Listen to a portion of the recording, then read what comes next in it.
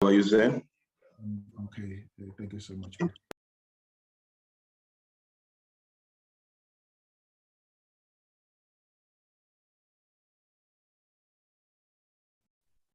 Good morning, Chair. How are you, Brian?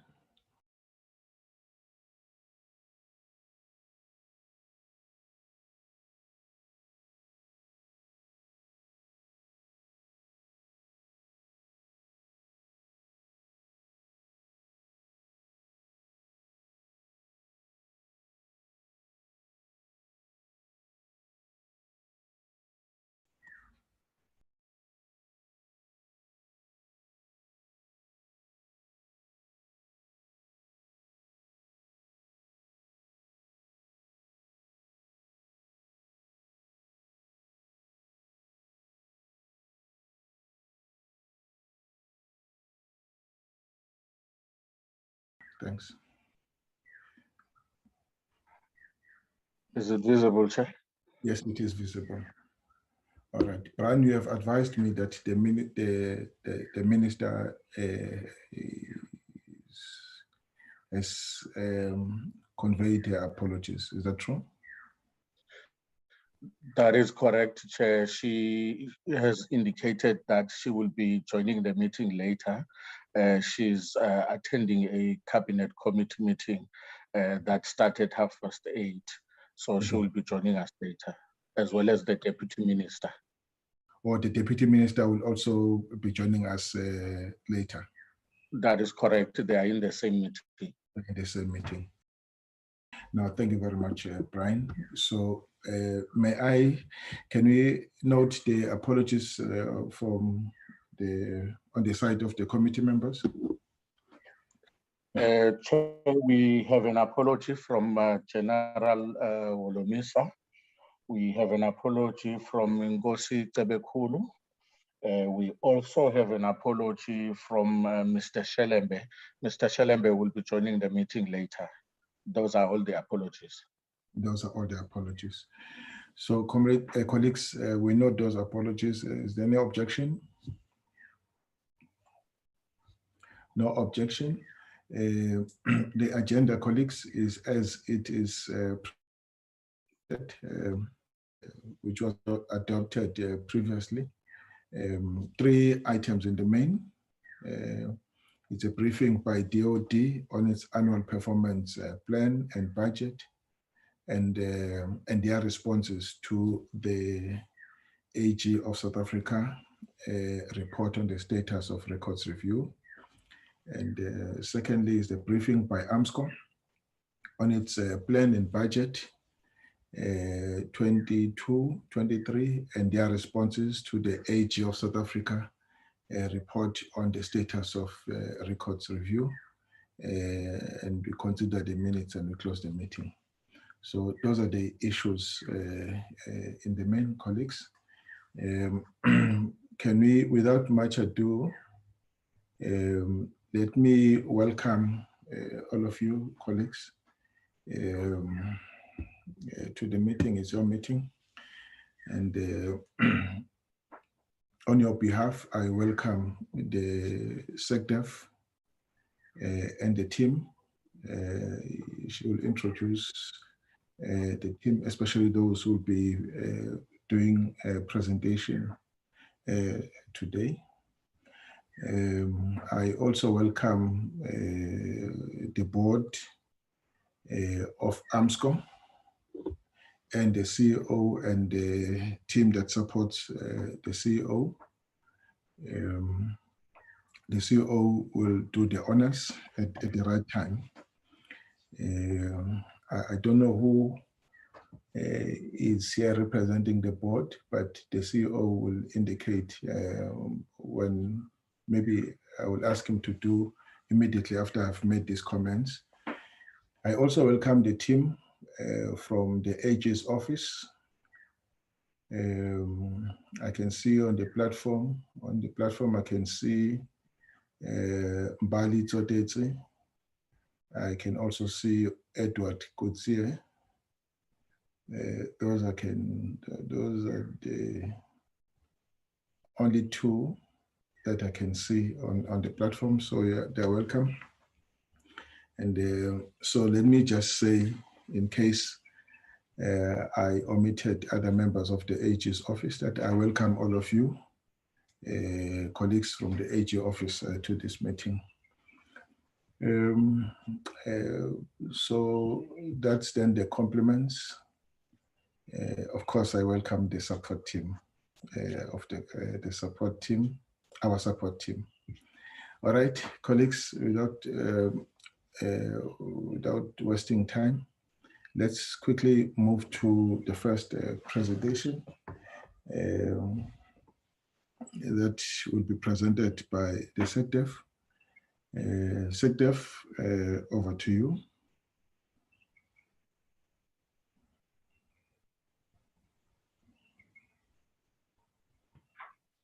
Good morning, Chairperson. Good morning, Chairperson, and the members of the Portfolio Committee. Thank you very much for welcoming us. I am here with the team, accompanied by the CFO and his team, and I also have Dr. Kamete and his team, which is the area where we work on our APP. And we will start with that presentation. It will be in two parts. It is the annual performance plan, and then also accompanied by the financials.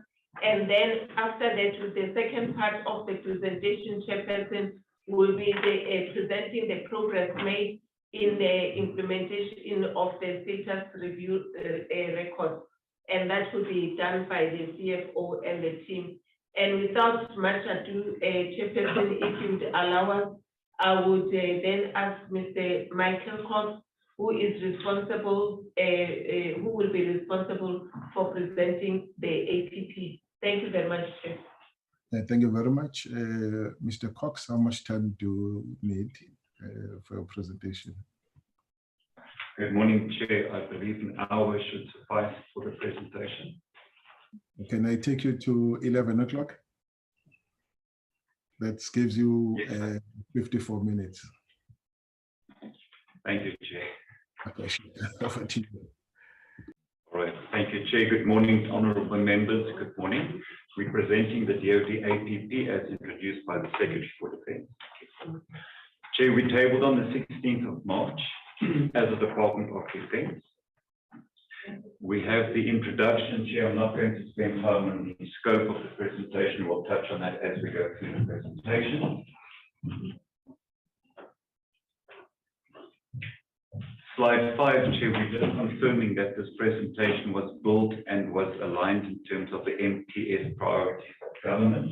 It has been revised by the DPME as prescribed by government processes, and it supports the strategic plan of the Department of Defence, our 2020-25 plan. It also includes the content of the Minister's Performance Agreement with the Commander-in-Chief, and it obviously integrates all the HR interventions that we propose, or not propose, are implementing from 22 onwards. And it will outline the Minister's priorities, the Secretary and the Chief of the National Defence Forces focus areas for the 22 MTF planning cycle.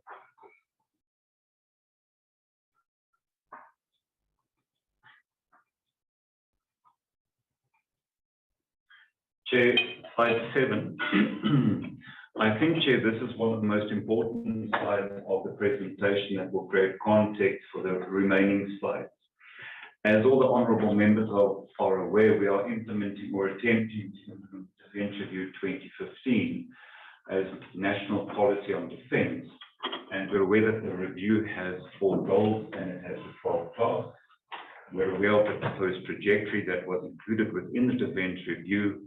And we're also aware of the 5 packages in the plan to arrest the decline, which was endorsed and approved by government and by council as well. As we are all aware, Chair and honourable members, due to funding restraints within the Department of Defence, our ability to implement the 5 packages, even package 1 and 2, have been compromised due to an ongoing reduction in defence allocation. And just to orientate members, package 1 was to ensure we have organisational efficiencies in place, And these are areas where both the Minister, the Chief and the Secretary of Defence continue to spend a lot of effort to ensure organisational efficiencies. Then package 2 is to ensure our policies, strategies and plans are all in place. And Chair and honourable members, we are on track, but we do have gaps in this area. And this is where we will have a great discussion of, are we pursuing a level of ambition or strategies or outputs that are attainable within the funds that this department has. So I think, Chair, we will spend time on package 2, and once we understand what we can afford and what we can do, package 3 becomes more relevant then. These are the support systems that we should have had in place in support of package 4, being our prime mission equipment.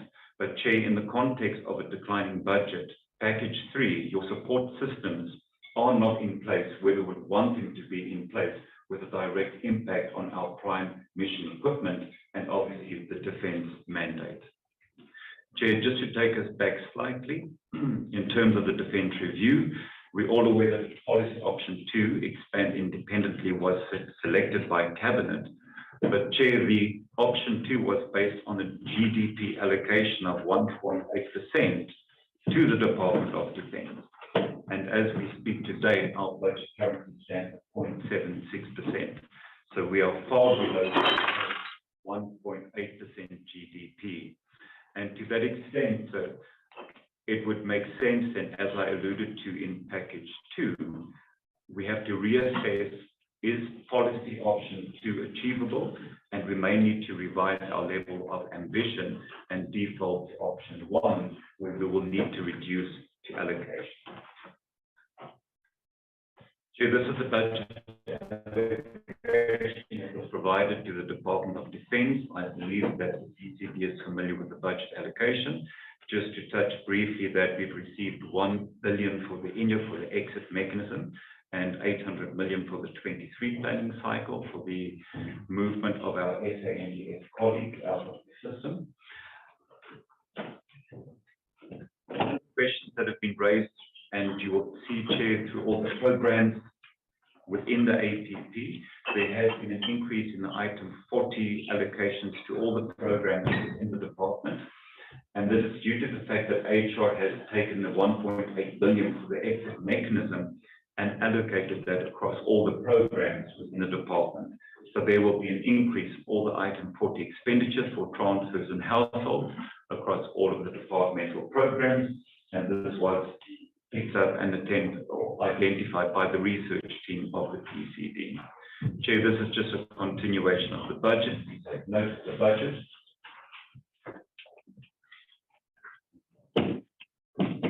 Chair, this is a distribution of how we've allocated the budget within the Department of Defence.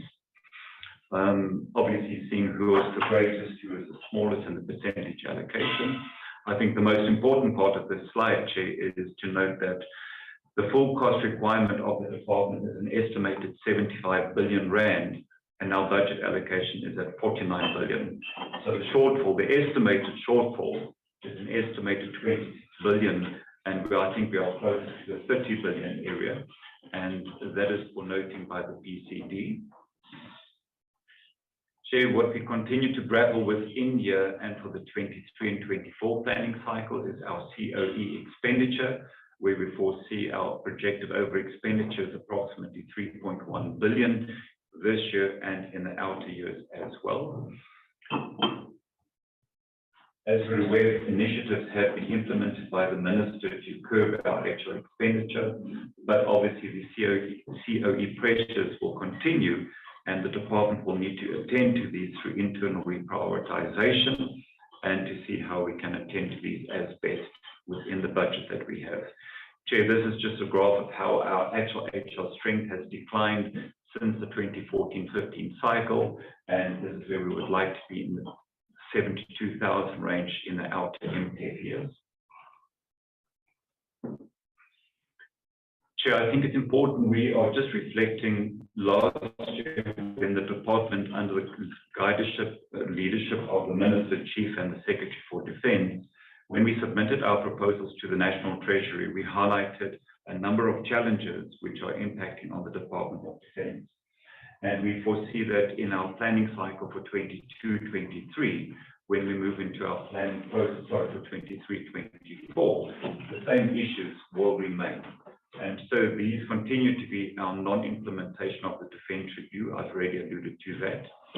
Our inability to implement the national security strategy requiring 22 subunits, where we are only able to employ 15 subunits.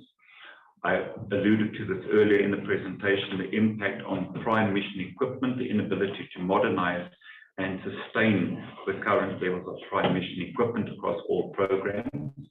In terms of our IF&S systems, we have legacy systems that are outdated and non-integrated, and funding remains a problem for our ICT systems.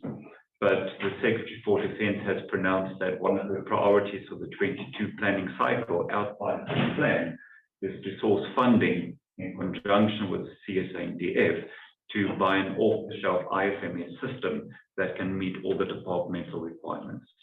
Chair, we continue to struggle with our facilities, our structures. Training is a fundamental challenge that we have. A reduced allocation implies reduced training opportunities, which has a direct impact on your combat readiness of the SANDF and its ability to execute its missions. Then in terms of stock levels, and there we speak, Chair, this is our support systems, and we're speaking about this ammunition, spares and general commodities, remain at levels that are not desirous. They should be higher, but they are not. And they are also impacting on our UN reimbursements, but we'll touch on this a bit later.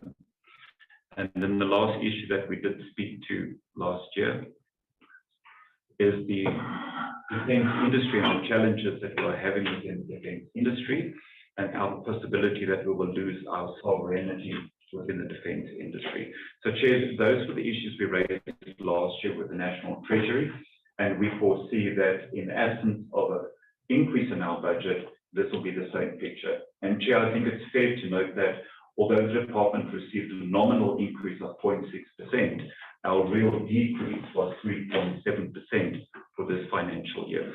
And we projected that decrease will continue into the MTEF planning cycle. Chair, included within the APP is our situational analysis. So I will move very shortly and quickly through the environmental or situational analysis. In the external environment, we continue to be very mindful that we have a role to play as the Department of Defense, and more specifically the SANDF, both domestically, regionally, and on the African continent.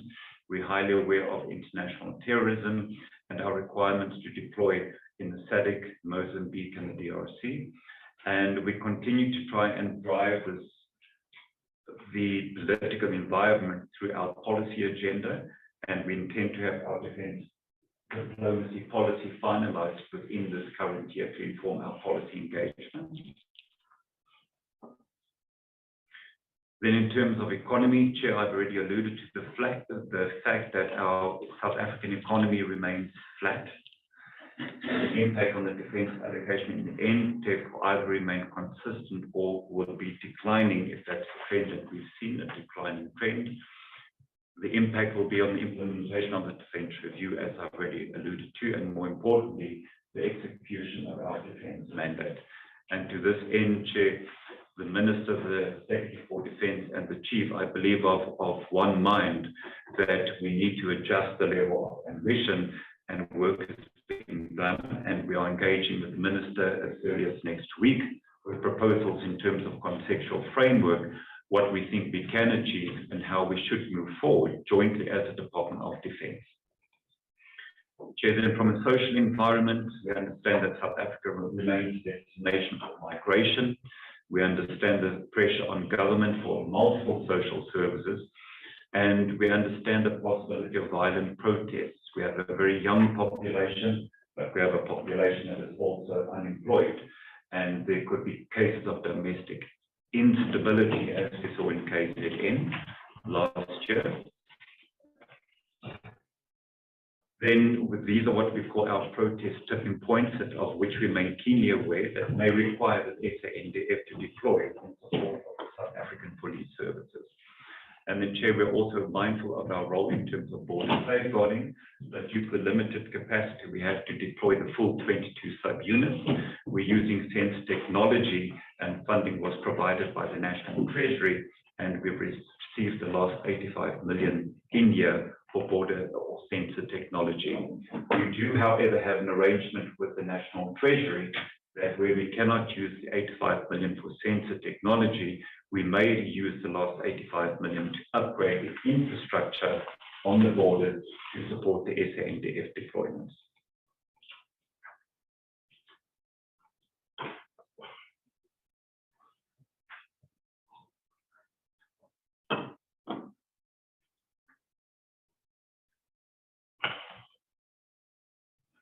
Chair, in terms of technology, we're highly aware of cyber. This is where the contribution of defence is critical to priority 6 of government, a secured cyberspace, and defence is being led by state security agency in its initiatives to operationalise a cyber capability on a national level that has been embedded within our plans, and it remains a priority of the Chief, or one of the Chief's focus areas, to establish a cyber defence capability that is being attended to. Then, Chief, if I move very quickly, physical environment, we speak about uneven and extreme global weather, and I think we're seeing this in the KZN environment as well, floods that have happened there, where the SANDF is called upon to support local government. And we remain aware of maritime threats, where the Navy is supporting us through their coastal patrols and their long-distance maritime patrol as well. Chair, I've already alluded to all the requirements to deploy the SANDF. One of the questions that we have received is the Velasquez project, which is in terms of the SONA 2022, where Defence is the implementation agency for the Velasquez project. But Chair, we're making note that this will not come from the DoD's budget, but there will be a memorandum of understanding with the Department of Public Works and Infrastructure on a cost recovery basis when it's so required. Deployment of the SANDF, Chair, I've spoken to this already in terms of peace support operations, prevention of conflict, humanitarian assistance and disaster relief, and our maritime piracy engagements. In terms of HR, I think I've already alluded to this. We will continue to be faced, Chair, with continued HR pressures over the 22 MTEF period, where the SANDF is deployed with unplanned military operations. This continues to place pressure on the departmental budget. But in terms of our employment of youth within the department as contribution to government priorities, we currently are employing 36% of our structure is youth, and we regard youth in the department as those between the ages of 18 to 34. And a new ministerial directive is that percentage to increase to at least 40% in our next planning cycle. Chair, logistics, I've spoken about logistics, the challenges we have within the logistic environment. We intend to have a DoD overarching logistics strategy in place that will help us to attend to the challenges that we are facing within the logistics environment, whether it be supply chain management and our ICT legacy systems. The bottom part of the screen, Chair, is where we speak about ICT in general within the department, whether it's from a governance perspective or an implementation perspective. We have policies in place. However, the ICT system itself is lacking. Chair, I've already alluded to the fact that a priority of the Chief in the sector is to procure an off-the-shelf ICT system that will be able to integrate all resources within the Department of Defence, and this will be a priority for 22-23. We'll attempt to identify funding and how this will be rolled out within the MTEF planning cycle of 23 onwards. Chair, I'll move quickly through this. I've alluded to the fact that as a department, we are obligated to support the MTSF priorities of government, below 1, 2, and 3. Defence has a contribution to make in terms of priority 6 and 7, 6 being our domestic responsibility and 7 being our external responsibility. So in very brief, Chair, in terms of priority 6, we ensure that our borders are effectively defended and protected, and there's where I spoke about the 15 subunits, our support to the SAPS and other government departments where required, and the support of our Navy to protect our maritime borders. Secondly, within priority 6 is the cyberspace, and I think I've already alluded to cyber security. We are being guided by State Security Agency, and we will take our cue from the SSA. In terms of priority 7, our external deployments through the Chief SANDF, we ensure 100% compliance to our external peace support operations, rescue operations, and humanitarian and assistance operations. So the targets that you see within this APP are fully funded and can be executed accordingly. Chair, this is our indirect contribution to government priorities. I'm sure all members have read through this, but let me stick to the time. Chair, in terms of priorities that the department will be following through this year, we've got 3 ministerial priorities that are outlined in the plan. I will just allude to the priorities themselves, priority 1, 2, and 3. Priority 1 is the strategic direction that the Minister provides to the Department of Defence. There's 3 components. The first part is ensuring the implementation of the plan to arrest the decline, and that is guided by the Defence Review. Chair, I've already alluded to the fact that we have challenges in terms of funding and our inability to fully implement the plan to arrest the decline. However, the ministerial direction in terms of a revised policy or level of ambition is being provided, and the Minister is guiding us in terms of that future trajectory. And the Minister has pronounced that the structures of the department must be relooked at to ensure efficiency, non-duplication of functions, and a host of other issues as well. Second priority of the Minister, to ensure that the department has got sound governance, administration, and accountability at all levels within the department. And you'll find, Chair, that the Chief and the SecDef, all their focus areas are geared to support these ministerial priorities. So when we get there, we'll speak about them. And she also says that the establishment of force levels, this is to ensure that the HR requirements for both the Secretariat and the SANDF must be set at certain levels that we are able to execute our core mandates. Chair, the last priority of the Minister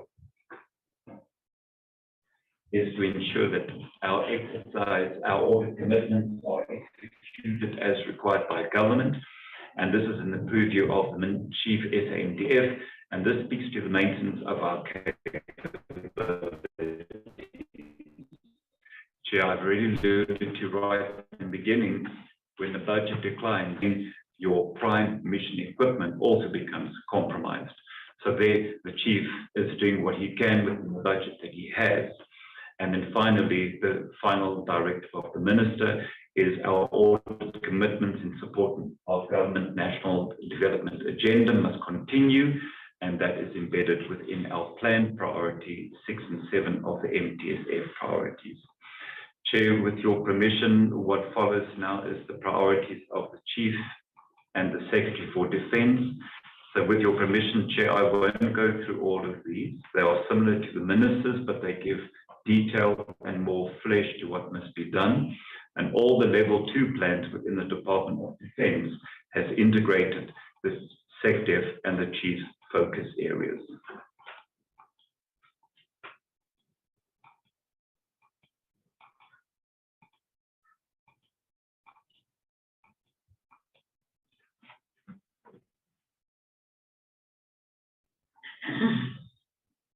Should we just paging? Apologies for the short delay.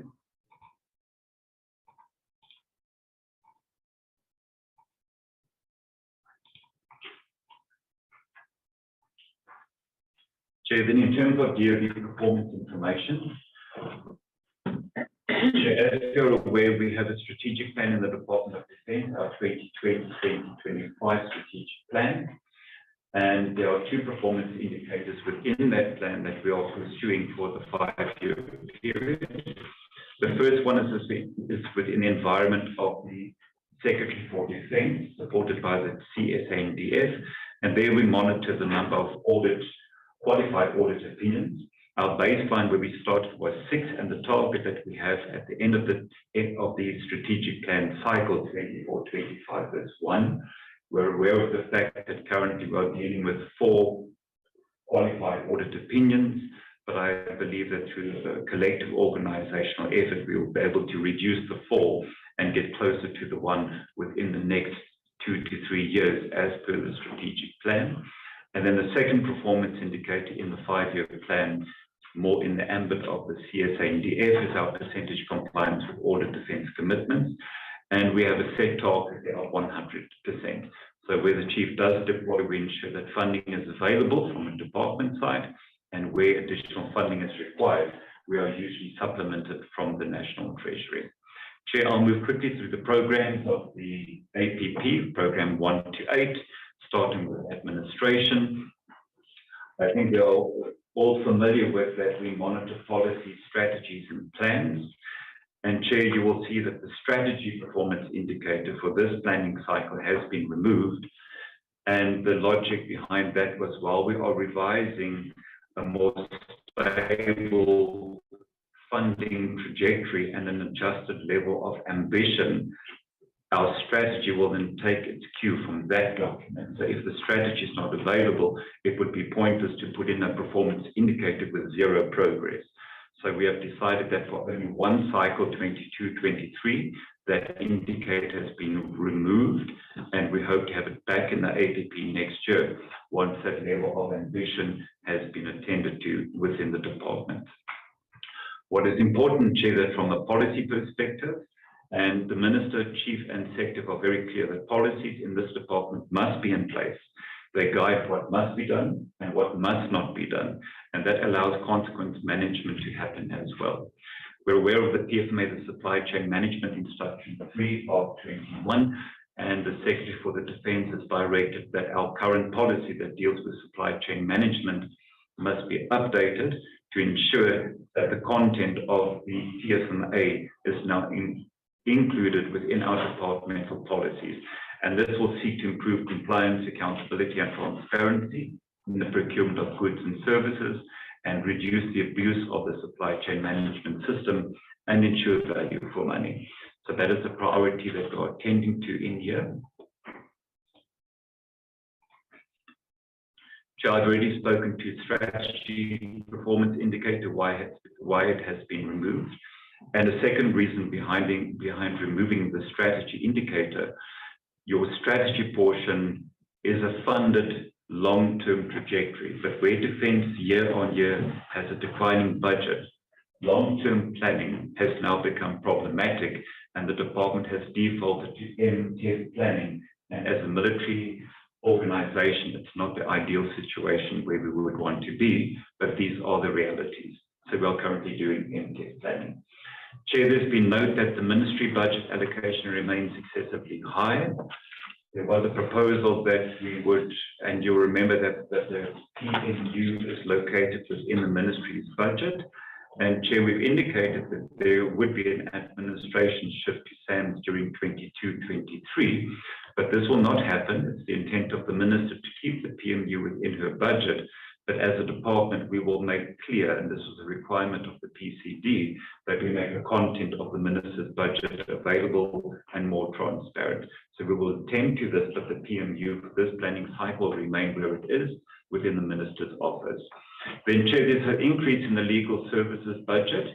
We're aware of the increase, and this is for transcription services of any legal or legislative documents into the languages of our 11 national languages.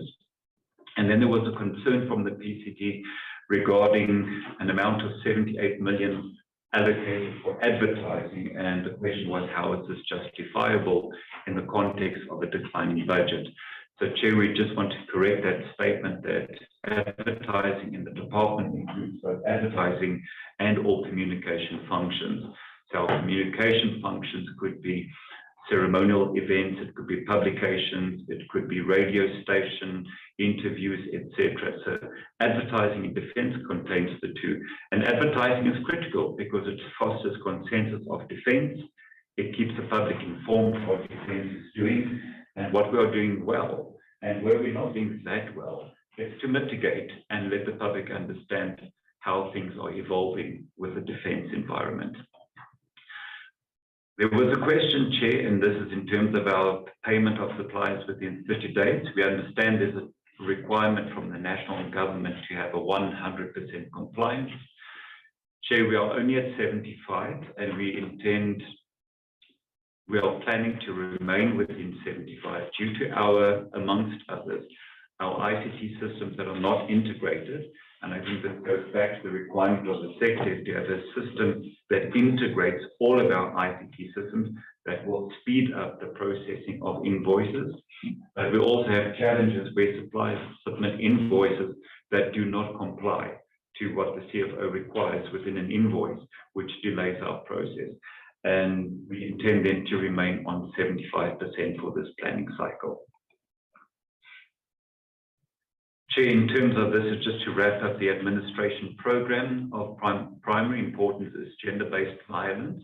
We're aware of this requirement. It's contained in our APP, but because this is a new requirement under the guidance of both the executive and Chief HR is managing gender-based violence for the 22 planning cycle, and the performance indicator has been included with Chief HR, and there will be a number of sexual misconduct prevention programs presented to all employees across the entire Department of Defense in this planning cycle. However, where we do detect cases of gender-based violence, the military police stands ready. Where such cases are reported, and our legal services division is also ready to do investigations and prosecutions where and if required. Chair, then for each program, we just indicate to the PCD the full costs. In this case for administration, it's 5.7, but there's a full cost requirement. Let me correct myself. There's an allocation of 5.7, but there's a full cost requirement of 7 billion. So there's a shortfall of 1.4, which impacts on our ability to staff our HR component. It compromises our HR structures and our ICT support systems. So, Chair, once we start to cost what a corporate ICT system will cost, the full cost amount will increase significantly both in administration and in general support under the CMIS environment as well. And we also see that the lack of an appropriate budget impacts on the ability of the Secretary for Defense and the Chief to execute governance in the Department of Defense and render the required levels of support to the executive authority. Chair, I'm moving to the Force Employment Program. I'm not going to run through all the indicators, but where there was a concern raised, or not a concern, but an issue or a question by the research team, we've attempted to respond to that. The first question that we have is within the Joint Support Program, there has been a reduction of X amount billion in regional support. And Chair, that is a correct statement, and it is due to the fact that the budget is declining, and we have to make calls on where we reduce such budget. Whether the call is correct or not, that's reality of the decision the department has made. There's a question about contractors, that the price or the budget for contractors, and I won't confine my response to only force employment, but across all the budget programs remains high. And Chair, that is also correct. But the contractors are required to support and sustain our operations. They're also required to sustain and support our prime mission equipment. And we do have contracts in place that cannot be cancelled at the drop of a hat. But the Minister has also noted the cost of contractors and said our department should see where we can to have our own in-house capability to deal with these issues, and hopefully over the MTEF start to reduce the budget allocated to contractors. So we're aware of that, and the department will attempt to deal with that as well. And Chair, yes, in terms of S&Ts, there's an increase across some of the programs in S&T, but you'll be aware as well that our soldiers are deployed now in the Mozambique area, and the costs are associated with increased deployments of our soldiers. Another question, Chair, was our reimbursements from the United Nations. Our previous planning targets were set at 52%, and we are attempting to push that target up for the 22 cycle to 70%. And the question is, how do we intend to achieve this? And from the Chief's environment, what we intend to do is the equipment in the deployment areas, which is not at a serviceable standard, will be rotated back to South Africa.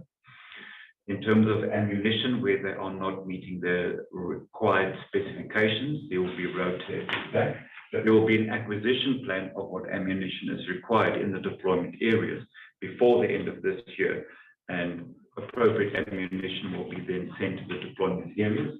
As I've already mentioned, all equipment that is beyond economical repair will be replaced and sent back to South Africa and be auctioned by the newly appointed auctioneer, and new equipment will hopefully be sent to the deployment areas. And specifically, a task team has been established to engage with the National Treasury to ensure that we maximize our reimbursements. So, Chair, I think a lot of initiatives are underway already as we speak to push up that 70%. And the reason we want to maximize our reimbursements, because where funds are available at the United Nations and they come back to the department, we are able to redirect them into the programs that have budgetary requirements. Chair, moving on, this is the conclusion of the force employment program. The question again, are we sure that we will be able to fully comply to our static standby force pledge? And our response is that currently 2 modern brigades have been established as part of the readiness preparation of the SA Army, which includes a mechanized and motorized brigade, and this is sufficient to suffice our static standby force pledge requirements. And then a final question in terms of force employment. The Minister's performance agreement with the President said that we are to conduct 4 maritime coastal patrols. And the question was, are we sure we can? And yes, the confirmation is yes, we can. Budgets have been allocated and the Navy will conduct those 4 coastal patrols. Chair, we just indicate from the force employment environment, 3.7 is allocated against a 5.3 billion requirement, a shortfall of 1.3, obviously then impacting on our ability of the Joint Force Employment Program to provide mission-ready forces and special operational capabilities to meet requirements of both review and government as well. Chair, in terms of landward, the targets are included inside the ACP. A question was the landward training targets have reduced from last year down to this year. There's a significant decrease. And you will recall, Chair, that the Army was creating the modern brigades and required additional training opportunities last year, hence the 5,000 odd opportunities. That has been finalized and the Army will now stabilize its training opportunities over the MTEC period. There's a decline, Chair, and you will find this in the support capability budget of the SA Army, and the question from PCD has been, what will the impact on the support capability be? Chair, as I said earlier in the presentation, when we reduce support budget allocations, it impacts directly on prime mission equipment and the ability of the SANDF to conduct its operations. So the question was, what is the impact?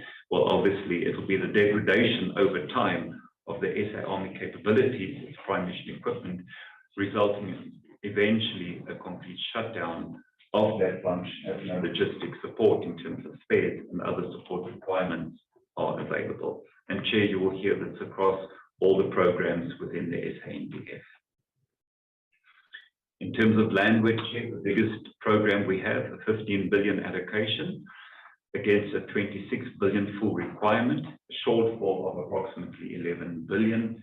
And obviously this will impact directly on the Army's ability to prepare and provide combat-ready landward capabilities in terms of the JFE.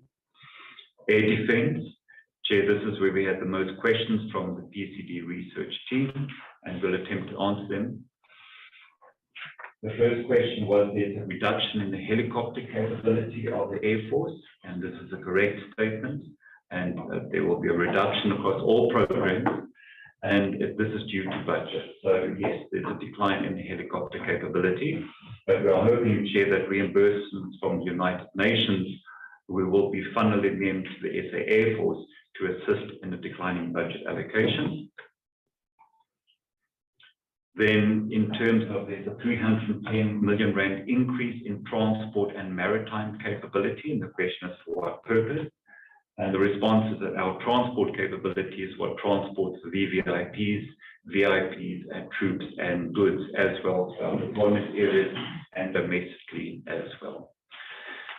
Then in terms of technical support services, there's a reduction in that allocation to the Air Force as well, which again, Chair, will limit the ability of the combat capability in terms of training opportunities and force availability.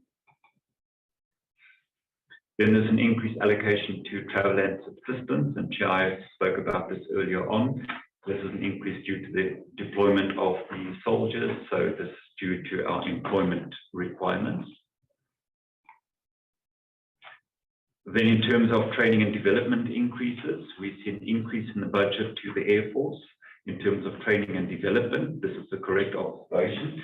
And the reason for that, Chair, is to ensure that the currency training of our pilots, and this is being conducted abroad, so that's why there's an increase so that our pilots remain current in terms of training.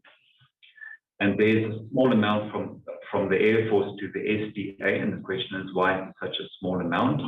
Well, budget allocation once again, Chair. So yes, there's a small amount allocated to the SDA, but the Air Force in the meantime, and this is in terms of aircraft maintenance contracts, guidelines are being sought from the Air Force to establish 5-year contracts in terms of their contractors and not only 3 years, which is the current limitation posed by the PFMA. But indeed, that is a correct statement in terms of SDA funding. Chair, the question from the committee again is a reduction in flying hours in last year versus this year from 12,000 to 7,000. Indeed, there is a proposal and we are planning to reduce our flying hours, but this is due to the incremental reduction in the air defense program budget. Chair, then to wrap up from the Air Force's side, allocation to the Air Force 6.2 billion, full cost 9 billion, shortfall of approximately 2.8 billion, with an impact again as with the landward program on preparation and combat ready air defense capabilities. Maritime, I won't go through all the targets, I'll just attempt to address the questions. Within the maritime program, a reduction in the base support capability for the 22-23 planning cycle. Well, that function was closed down, and that was the discretion of the chief. So there was no allocation to base support capability within the maritime domain for this planning cycle. Then the question was, is there additional funding for both project, biro, and hotel in the SDA? And we confirm, Chair, that funding is available for both projects, biro, and hotel. However, for the hotel, there may be a downstream rate of exchange escalation that we may have to deal with downstream, but currently both projects are funded.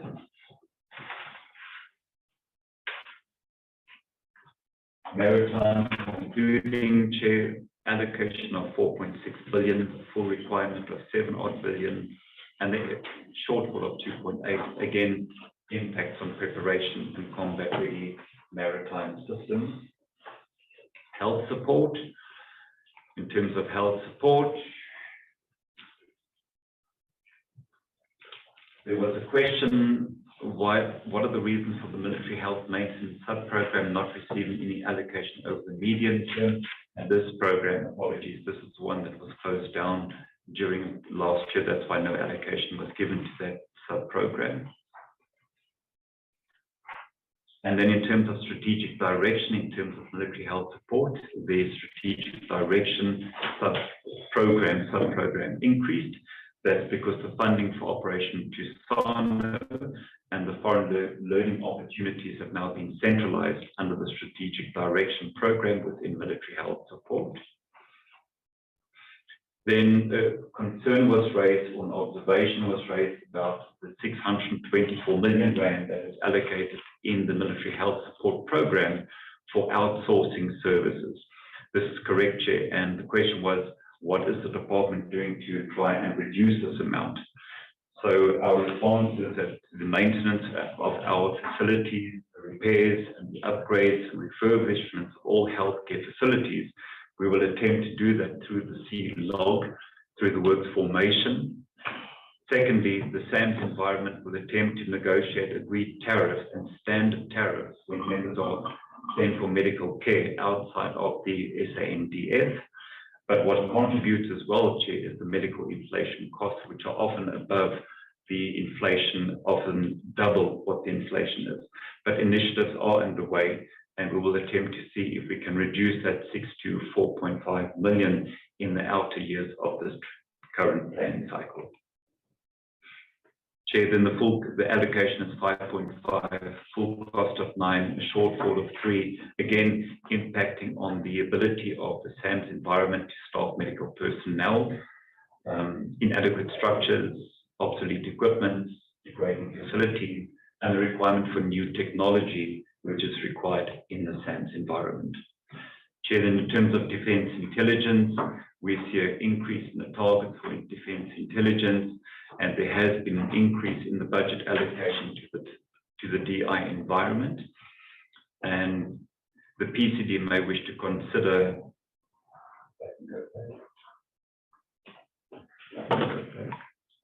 Chair, I'm just paging one back. Thank you. So, Chair, the PCB may consider writing to the Joint Standing Committee on Intelligence to alert them to this transfer of approximately R250 million, and this may require oversight by the Joint Standing Committee on Intelligence. So then to wrap up on the DI environment, the allocation to defence intelligence is 1.1, the full requirement is 1.3, so there's a smaller shortfall of 175 million, obviously impacting on the ability to staff skilled personnel and that are required for intelligence and counterintelligence operations. Chair, coming towards the end of the presentation, the General Support Program. There was a question why an allocation for science and technology was made for the in-year. We had no allocation last year, so a small amount of 278 million has been made available this year, and that will be used for defence evaluation and research institutes, where we have test and evaluation requirements.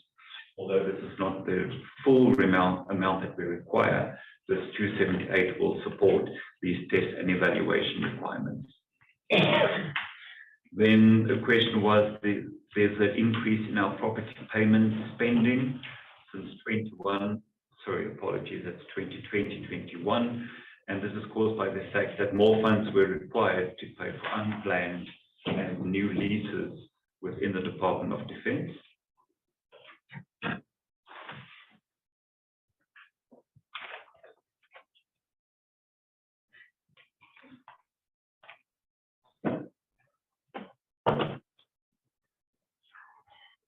Chair, then just wrapping up the General Support Program.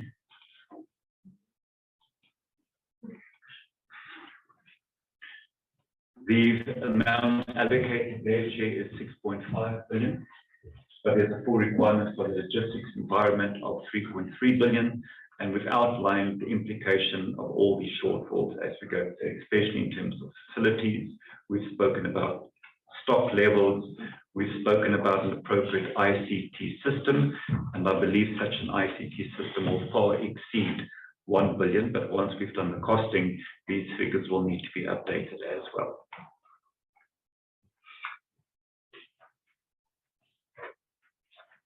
Military police, they are part of general support as well. There's a shortfall within the military police, and the impact on the military police was inability to have the integrated case docket management system. But obviously, Chair, this must form part of the broader IDET system that we would wish to procure.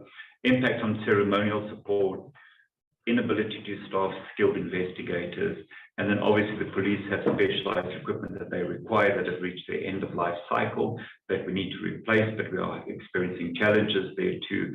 Facilities of the military police and the ability to establish the sexual offences investigation structure in support of gender-based violence that cannot be fully established at this stage. Chair, in terms of the risks, with your permission, I'll only speak to the risk itself. You are aware that the mitigation actions on the right-hand side are embedded within the plans of the level 2 environments. So I'll only confine myself to what public risks are, but Chair, maybe also to note that many of the mitigation risks or initiatives that are required are also funding driven, but where we can, the department will implement these mitigations. So we continue to deal with governance issues, and I alluded to that in terms of policy, that our policies must remain relevant, and that our approval processes and the speed at which we approve our policies and updating our policies will receive attention and continue. They've been part of our risk register for a number of years, but we continue to deal with it, and I believe that we will expedite this during the current planning cycle. Prevalence of corruption and fraud, and maybe with the implementation of the supply chain management policy or instruction 3, much of this will be attended to as well. But in other areas, we have the anti-corruption and anti-fraud policy and strategy that we intend to implement to help combat corruption, fraud, where and if possible, or prevalent within the Department of Defense. Then high prevalence of litigation, and we've assessed, Chair, that this emanates sometimes also internally and externally to the Department of Defense, where our own employees and members do not prescribe to internal policies, processes, and procedures, which could result in high levels of litigation, so that we are attending to as well, through the implementation of consequence management, amongst other things, ensuring strengthened control mechanisms of governance fora. And Chair, you'll see that this is included in both the chief and the sector's focus areas, consequence management within the Department of Defense. And the Minister has also pronounced that this is a critical issue she would want to keep close to her to make sure that this happens as well. So I've already spoken to the deteriorating DoD facilities that are deteriorating. And almost in conclusion, so forfeiting property rights where we have possible land claims on DoD property that may impact on the SANDF where we have infrastructure. So then number 6 and 7, both of these are related to ICT governance and implementation. And through the procurement of an ICT system, we hope that we will be able to mitigate these risks. But again, I say the costs attached to such a system could run in the millions or billions, but that determination will make in year as we go. We have no conditional grant in the department, and we have no triple Ps in the Department of Defense in this planning cycle. And Chair, with your permission, that brings me to the end of my presentation, and I think I did that within 1 hour. Thank you, Chair.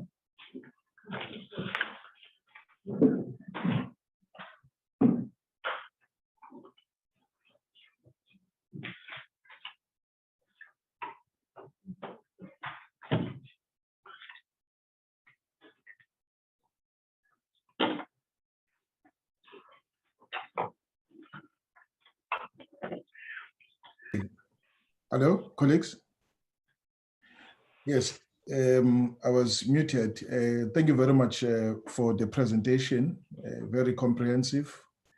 I'm happy that it started to touch on the questions that the colleagues had discussed in the last meeting following the presentation on your budget and plan, your plan and budget by the content advisor, as well as the researcher. All right, colleagues, but let me just check. SecDef, any other comment you want to make at this stage? No, Chairperson, remember that this went also with the review of status review of records, and we have an update on the progress we're making on that. I don't know whether you prefer to take it now so that we have the one discussion, or you want to discuss and then we take that after. We'll be guided by you, Chair. Thank you. Yes, maybe let's do that. Just before we do it, SecDef, I just need to remind the team, your team, that on the 16th of March, we received a presentation from the AG on two items in the main. It was on their audit opinion on contracts related to Project Tusano, and the presentation on status of records review for all the entities, two departments plus the two entities reporting to the department. Subsequently to that, I was tasked to write a letter to the minister, bringing the following to her attention. The letter is dated the 17th of March. Dear Honorable Minister, the Auditor General's report on audit opinions of contracts related to Project Tusano and the status of records review for the Defense Portfolio Committee. The Portfolio Committee on Defense and Military Veterans met with the AG South Africa on the 16th of March, 2022, in order to receive a briefing on the AG South Africa reports on audit opinions of contracts related to Project Tusano and the status of records review for the Defense Portfolio Committee. During this engagement, the AG raised a number of areas of concerns within the reports, which warrant further deliberation. Among these, the AG office also highlighted a major challenge with regards to the failure of the DoD to supply this audit institution with the required information, especially in relation to the audit on Operation Tusano contracts. The committee was advised that the ministry was sent correspondence in this regard, and no response was provided. As a result, the AG South Africa declared a finding and concluded on a limitation of scope. We therefore wish to table these two reports with the ministry. The committee further agreed that the ministry is required to provide responses to the two reports of the AG South Africa. A meeting would be scheduled at a date to be determined by the committee in order for the ministry to furnish the committee with the responses of the two reports. For any queries, you contact us, and we gave her the address, what you call the number. So we basically, it was on the 16th of March when we received the report. And this is the first available opportunity where your department responds to the status of records review.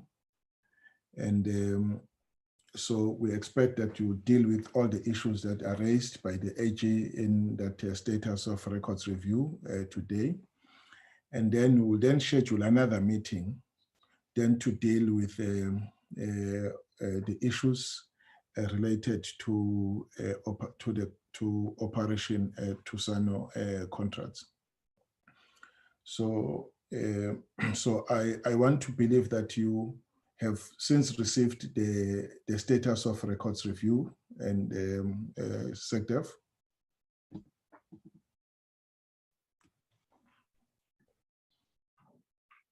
Yes, Chair, that's what we are going to present on in terms of the progress report.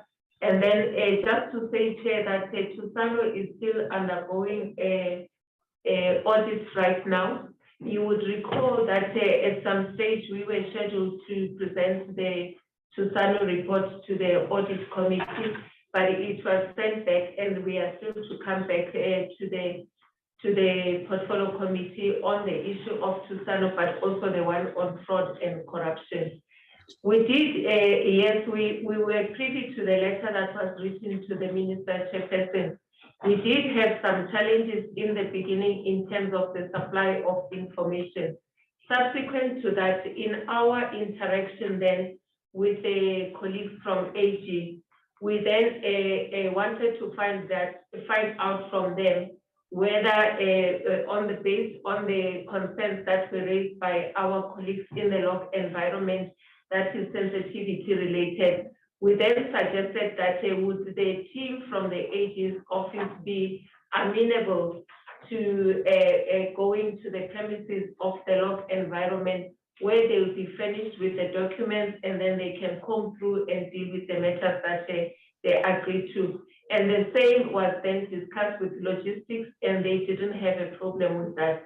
So where I am sitting, my understanding is that the team of the AG did go there and that the information was made available to them. But I will also follow up on that one because I think they should have gone through that. So that was the reaction that we had, and that is the update also I gave to my executive authority. Thank you, Chair. Thank you very much, Secretary, for this update. Of course, we're not dealing with Operation Tusano now. We'll deal with it on another day. I wanted just to tell you where we left off on these two items. I'm happy that you've since made progress, especially in relation to this other one that we'll deal with on another day. Now, let's then take a presentation on the status of a records review. And who's going to take us through, Secretary? Thank you, Chairperson. As I alluded earlier, I am accompanied by the CFO, and he's here with Mr. Adam Abosi that comes from the finance structure, and he is the one who's going to take us through the presentation. And maybe just as way of front-loading the presentation, Chairperson, just to say that I think sometime in March, we actually presented our action plan to the portfolio committee on the issues that had been raised in the audit report and what it is that we were doing as a department to implement the recommendations of the AG. So today's presentation is going to be focusing on providing you with the progress that we have made since we last presented to yourself in March on the action plan of what we're doing. Thank you, Chair. And without further ado, I'll allow Mr. Abosi to present. Thank you. That's fine. I accept that, Secretary, because the two reports, the one we received on the 2nd of March on the implementation of your 2020-2021 audit action plan, and this one somehow overlap. But obviously, when we think this one doesn't go enough to address one or two areas, we'll raise them and we'll expect you to address them. Okay, let me just then invite, is it Mr. Obonsi and the CFO? I don't know who would start. Over to you, colleagues. Thank you so much. Good morning, Chair, members of the PCD. Chair, as the Secretary and yourself have given the background introduction to the presentation, it basically deals with the department's response to the digital records review that was finalized at the end of the financial or at the end of the calendar year and presented to yourselves in February, or to the department in February, and to yourselves in March of this year. The main purpose is obviously to just give you a background of where we are as a department in terms of dealing with the issues raised by the AG and where we are now before we finalize the financial statements. You are aware the AG did issue their audit report in September of 2021, and after they issue their audit report, between then and December, they normally do an interim audit to deal with our readiness for the next audit cycle. Hence, they did this digital records review until the end of December 2021, which is for the third quarter. They did raise observations with regard to where we are as a department in terms of audit reports and our readiness for the next cycle audit. They did issue findings on 5 areas, which dealt with oversight and monitoring, financial management, procurement and contract management, compliance management, and material irregularity. So the next slides will deal with each of these areas of observations from the AG and what we have done about it so far. The first one deals with oversight and monitoring. So one of their concerns was with regard to our action plans. They raised the issue of our action plans were not adequately monitored, and we did not implement the recommendations of the department. Of the Auditor General. As I said, the audit report was issued in September, and they finalized this review at the end of December. So basically, it was 2 months after the audit report was issued for us to deal with our action plans. However, it must also be noted that we do have accountability management committee meetings on a monthly basis. These are chaired by the Secretary for Defense and attended by the Chief of the SNDF and all Chiefs of Service and Division. These action plans are presented and discussed at these monthly meetings, and the service and divisions give a status of their implementation and where they are in terms of dealing with the findings and the qualification raised by the AG. There was another finding that they raised with regard to the CAE posts and the senior management, the DDGs within the Department of Defense, and the vacancies that have been there for some time. They also raised concerns with regard to the internal audit division and some key areas within the department that are not adequately resourced to be able to do the work based on the size of the department. There was a CAE post and 3 additional DDG posts that were advertised in the year 2020, and then they went through a process of staffing. The process is now with the DPSA, where the department identified specific individuals to be appointed. Unfortunately, the DPSA had concerns with regard to the structure of organization, and the department was in discussions with DPSA to resolve those concerns from their side. There are also some very key positions that had to do with the military police environment and the legal environment that assist the department in terms of managing governance and accountability within the organization.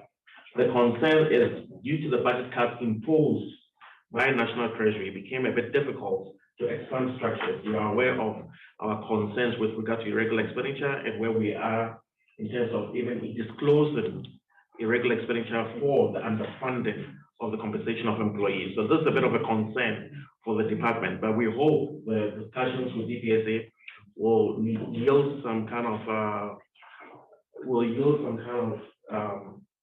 progress at the end for us to be able to finalize the processes. There were also findings with regards to the inadequate control of our tangible capital assets. This was one of our qualifications for the last financial year. We do acknowledge as a department the existence of assets is a bit of a challenge, since a bulk of our work is dependent on manual interventions. And these are also dependent on asset verification that must be done by service and divisions. There are, however, controls that we've implemented as a department to ensure there are stock take processes that take place on a constant basis so that we don't have repeat findings with regard to this. Most of the items that were also identified by the AG last year with regard to existence and completeness, most of them have been resolved. Those that we have challenges with in terms of tracing, the different service and divisions have instituted board of inquiries that are still going on at unit level to ensure that the discrepancies identified by the AG will be finalized before the 2021-2022 audit reports being issued once the AG finalizes their audit process. And I think the presentation before with regard to our APP raised the concerns about the manual interface we have with the department and our aging IT and IT systems, but this also depends on budget allocations for us to be able to improve our automated systems within the organization for us to be able to resolve some of these concerns and issues. There was also findings with regard to leave transactions that the AG raised were not adequately recorded and managed within the department. And this was also one of our qualifications for the previous financial year.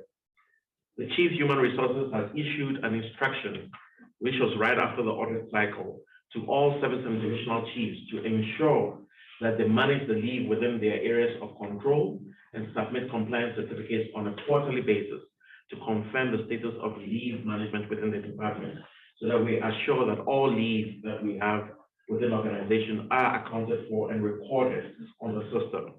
We are also ensuring that we are able to finalize all these unrecorded leaves before we finalize and issue our financial statements to the Auditor General, International Treasury, before the 31st of May. There were also findings related to the irregular expenditure of the department that was not fully recorded. Hence, we received a qualification on completeness of irregular expenditure. And I think at the last time we did meet, and sometime last year when we finalized our annual report and we presented to the portfolio committee, we did indicate that the CFO and the SecDev have instructed the Internal Audit Division for them to audit all procurement units, all associated procurement units, and to identify any additional irregular expenditure that may not have been accounted for, so that we can ensure the completeness of those irregular expenditure in our financial statement. What the Internal Audit Division has done, they have done most of the work by now, and they have identified additional irregular expenditure that was not accounted for initially. We are in the process of verifying these irregular expenditure with supporting documentation, and will update our registers and our financial statements before we submit the full financial statement to the Office of the Auditor General and National Treasury by the 31st of May for them to audit our financial statements. Chair, you also raised the issue of Project Tusano, and the SecDev has given you a background of where we are. And you have also instructed that we'll come back to you and give you full details of that.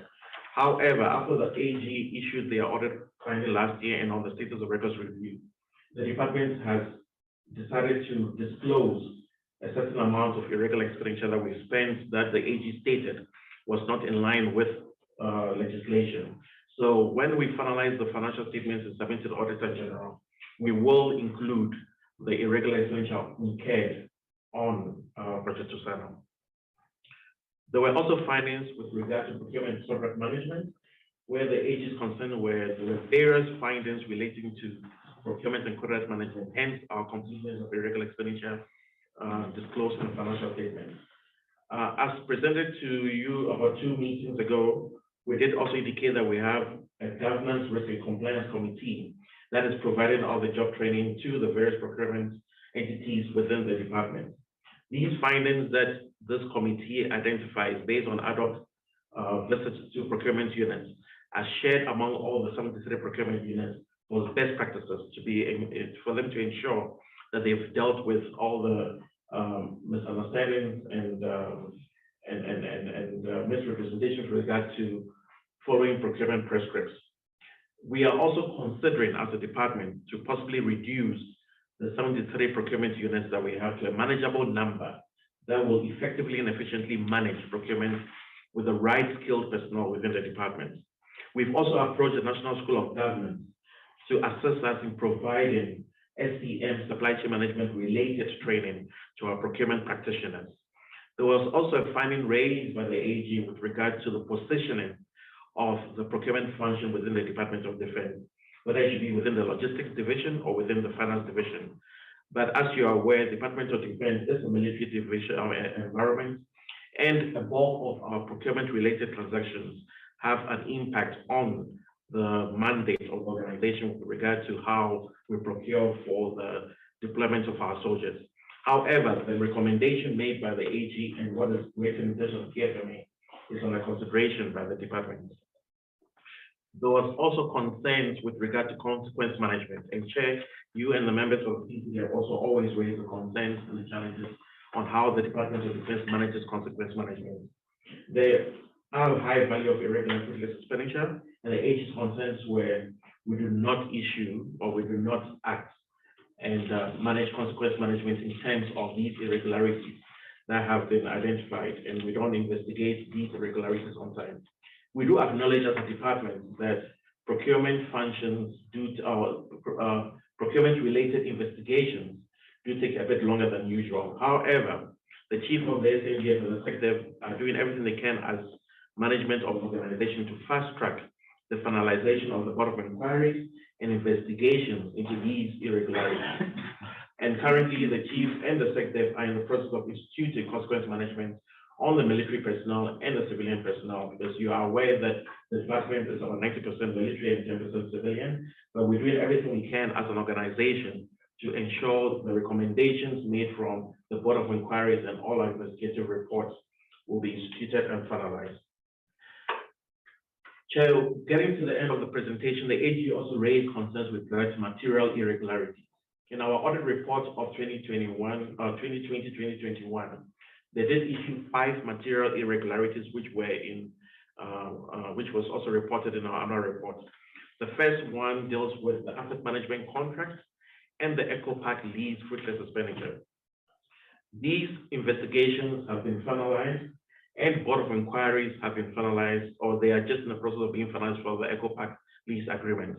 The recommendations that were made and that will be made will be submitted to the Chief of the SNDF and the SecDef for them to finalize the institution of consequence management with regard to the recommendations made in the Board of Inquiries and investigation report. There was also a finding on the unfair award of jet fuel contracts. The department disagrees with the findings of the AG because this had to do with changing of delivery of the fuel from rail to road. And there was obviously a change in price, which we did present to the members of the Portfolio Committee. The AG, however, does not agree with our assessment, and they have referred this specific finding to the Directorate for Priority Crime Investigation. There was also a finding or a material irregularity raised with regard to the thermal scanners. This was walk-through thermal scanners. This was right at the heart of the COVID-19. It was in the year 2020, around April, May of 2020, where we were deployed as a department to go and assist the country in dealing with the COVID-19 pandemic. The National Treasury list of prizes did not include thermal scanners because, as you are aware, the country and the world did not know how to treat those issues. So the AG raised a finding of us not buying these thermal scanners at a cost-effective manner, and it was not based on value for money. So we do not agree with the auditors because there was nothing else we could do then when we had to go out and assist the country and deal with the pandemic. So that is where we are with regard to that. And then there was a finding on the importation of the unregistered drug, which has been presented to the Portfolio Committee. We are aware of the issues that we have presented.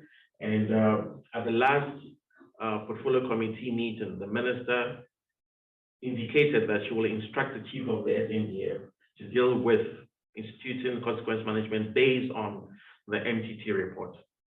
Chair and members of the PCD, thank you. This is the end of our presentation. Thank you very much for the presentation, colleagues. I think we now can entertain, we can engage these two presentations. Let me just look at on the platform to see if there are any hands.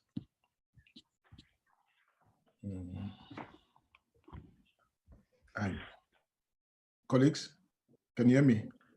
Yeah, Chair, we can hear you. You can hear me very well. And I don't see the hands. My hand is up. My hand is up. Maybe my system is a bit of a challenge. All right, let me take you, Mr. Murray. Mr. Murray, I deal with both of them at the same time, or? Okay, that's fine. Okay. Sure. Thank you very much. Thank you very much, Chair. Thank you very much for the presentations. I want to start off with the last presentation, if I may. A number of these reports and the answers are very similar to what we have heard basically every year since I can recall that I've been in the portfolio committees. Can we get a comparison of the findings now and the findings in the past, and the answers now and the answers in the past? Because the difficult thing for me is to identify matters that have been identified and mentioned in the past, and now we must, reinvent the wheel again. And that to me is counterproductive, and it is unfair. However, so if I can first request that the department give us that comparison, because that will indicate to us to what extent have they improved and progressed and on what is identified on the same issues in the past. And it doesn't matter whether it's a new minister or a new chief of SANDF, because it's primarily the office of the minister, the office of the SecDef, and the office of the chief of the SANDF or CLOC or whoever that must deal with these matters. It cannot start, from fresh if there's a new minister or a new person involved. So that will be appreciated. And then in terms of the last one, the last presentation, is it so that when the Auditor General identified typical stuff, and I will use one example, where one of the 5 was the Eco Park lease. So in other words, leases is a problem, and leases, get a reaction of a qualification or an irregular expenditure. If that is the case, we know that the whole St. George's Hotel lease, as I understand, is also based on an irregular process. So do they, if I can use the word, learn from the Auditor General's findings and not repeat that? Because if it stays as a repetitive action into the future, just generating new issues identified by the Auditor General, then it means that nobody is learning from that, and it means that expenses are irregular, and we just go on with the same issues over and over, just a new expense. That is unacceptable. That is bad management. That is bad discipline. So that is very, very important. And specifically with regards to the St. George's Hotels lease, I just want to get a feedback on that. Then in terms of the first presentation, the first presentation that was given to us, plus the responses to the answers, is not on the presentation that we have received. Can I request that we get the updated presentation as it was presented today to us, because ours doesn't provide, for instance, for the responses to questions that they have picked up somewhere. So it is important to get us that information. On the first one, Chairperson, it is to a certain extent a very depressing situation that we have seen and experienced this morning again. The one thing that I pick up is eventually the problem is how do we deal with all these challenges that we've got? To a certain extent, many of these that I've seen and experienced seems like a desktop exercise. I often ask myself, what is, for instance, the purpose? And this is one of my questions. If you look at the 4 goals that has been set in the annual performance plans, goals 1, 2, 3, and 4, to what extent are those goals a hierarchy of priorities? And I ask that specific question because if we, and we have always said, charity starts at home, and we have to protect our own first before we go to for instance, Mozambique or even DRC or wherever the case may be. But I get the impression that often goals 3 and 4 is higher in priority than goals 1 and 2. And I just want to get the response, to what extent is that a fact, or what is the realities in that regard? And then also, when you look at the phases, and obviously that's based on the defense review, I presume, and we know that we have not arrested decline.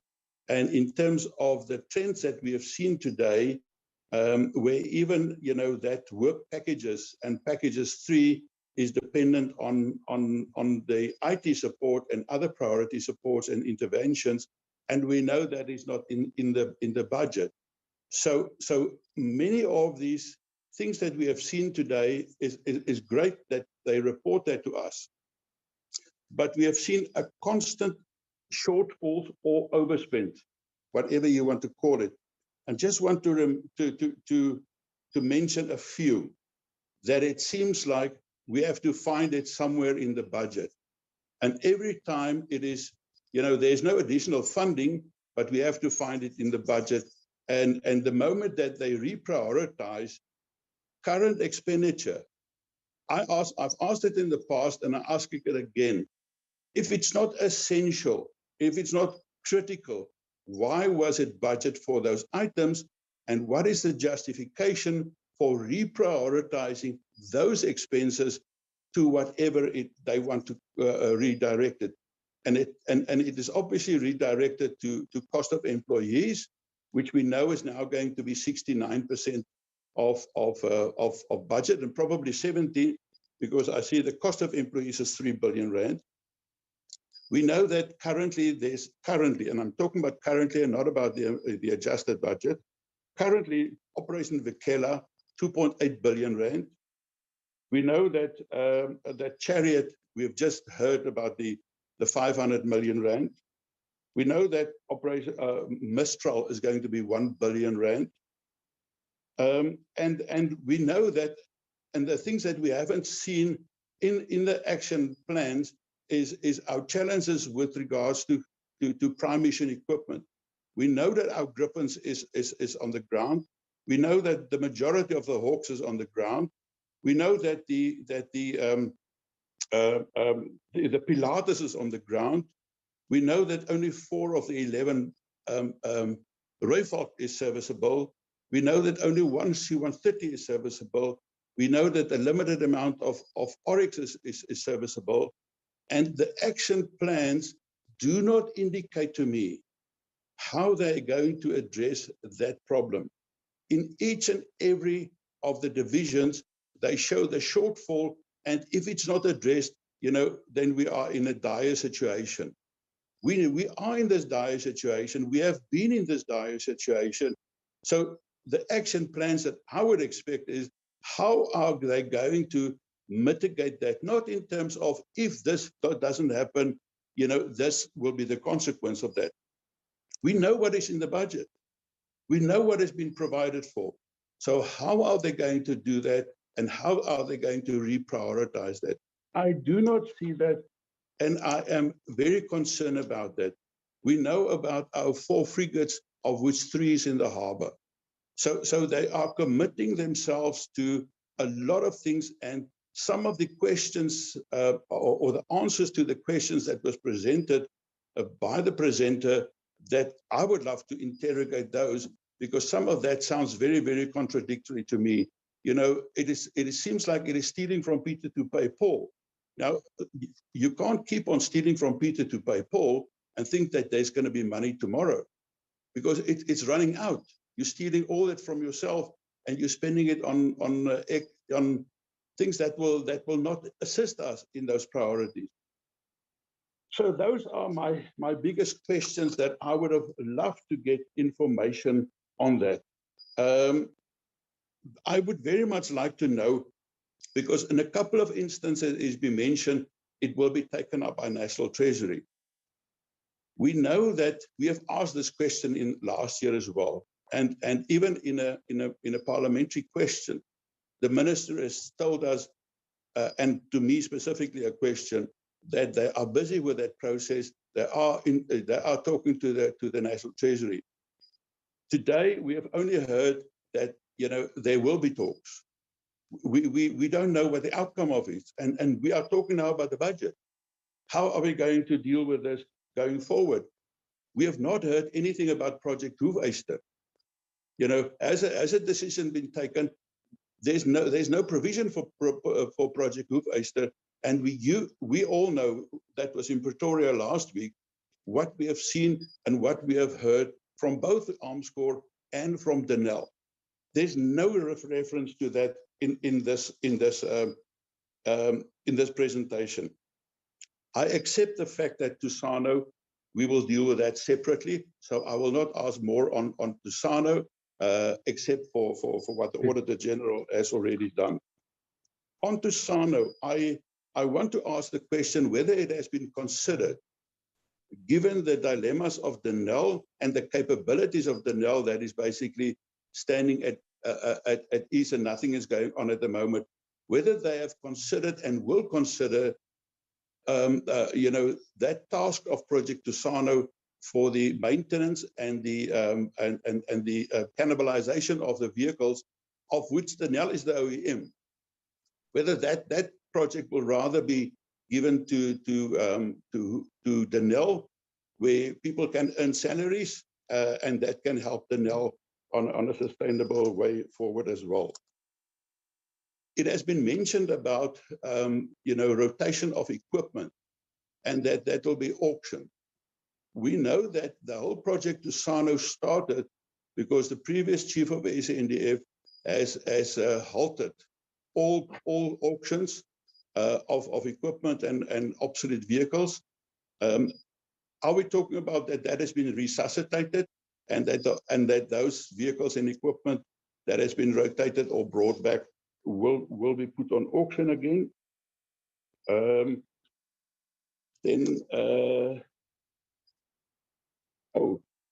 whole matter of the ramp project. There was a reference to SA Medical Health Services, but not specifically on the ramp project. And we know that we are discussing the ramp project. We're discussing the ramp project on Friday, on Thursday, tomorrow. Yes, but remember, on Thursday we don't discuss the budget. The budget is with the portfolio committee. Although we're discussing the project, I'm talking about the financial implications. Okay. And that there's no provision for any of the ramp project going forward. So okay. So I don't want us to discuss tomorrow anything about ramp, and then we know that there's no money being provided. So this affects directly what we will discuss. So that's why I'm just mentioning that.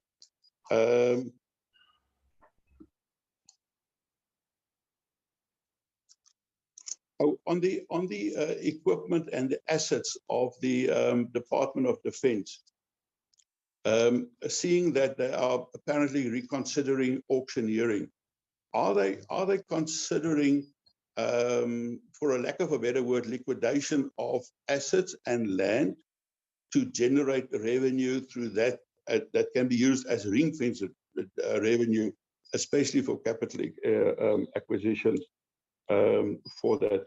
And then lastly, Chairperson, my apologies for the number of questions, but I just need to put this question as well. On the advertising, I just want to ask the question on the advertising, because in many cases we see less money for real operational matters, but there's still this increase on advertising. Why is that so necessary, given the constraints that we've got? Should it not be reprioritized and more costly being done? So yes, the unplanned and new leases that was referred to in the answer, and that's why we obviously would have loved to get those answers in advance so that we can prepare ourselves for that. But there was a reference to that. Why are there unplanned leases necessary, given the assets that we've got, given the infrastructure that we've got, given the properties and the facilities that we've got? Why are that necessary and not being handled in terms of what we have available? So yes, thank you very much for that. At this stage, that'll be all. Thank you. Okay. No, thank you very much. All right, colleagues, are there any other questions? Please shout. I think there's a problem. There's Thabo Mutle, followed by me. My system cannot show me that. Thabo Mutle, and yourself, Mr. Mafanya. Yes, sir, after Thabo Mutle, thank you. After Thabo Mutle. Okay, that's fine. In that order, please. Thank you very much, Mr. Mafanya. very much, Chairperson, and good morning. I will still, yeah, good morning to members and colleagues on the floor. Is it possible to set your video on? I'm struggling with network, Chair. Okay, that's fine. That's understandable. That's why I was in and out of the meeting. I'm sorry. Yeah, let me just quickly raise my question before I get cut off. One, I think Honorable Marais has touched on it. It's around the disposals. Can they expatiate on their which category? Because I think there are categories in terms of this disposal. Which ones specifically are they referring to? Or are they referring to all of them? And if they know, by when are they intending to ensure that that is implemented? The second one, Chair,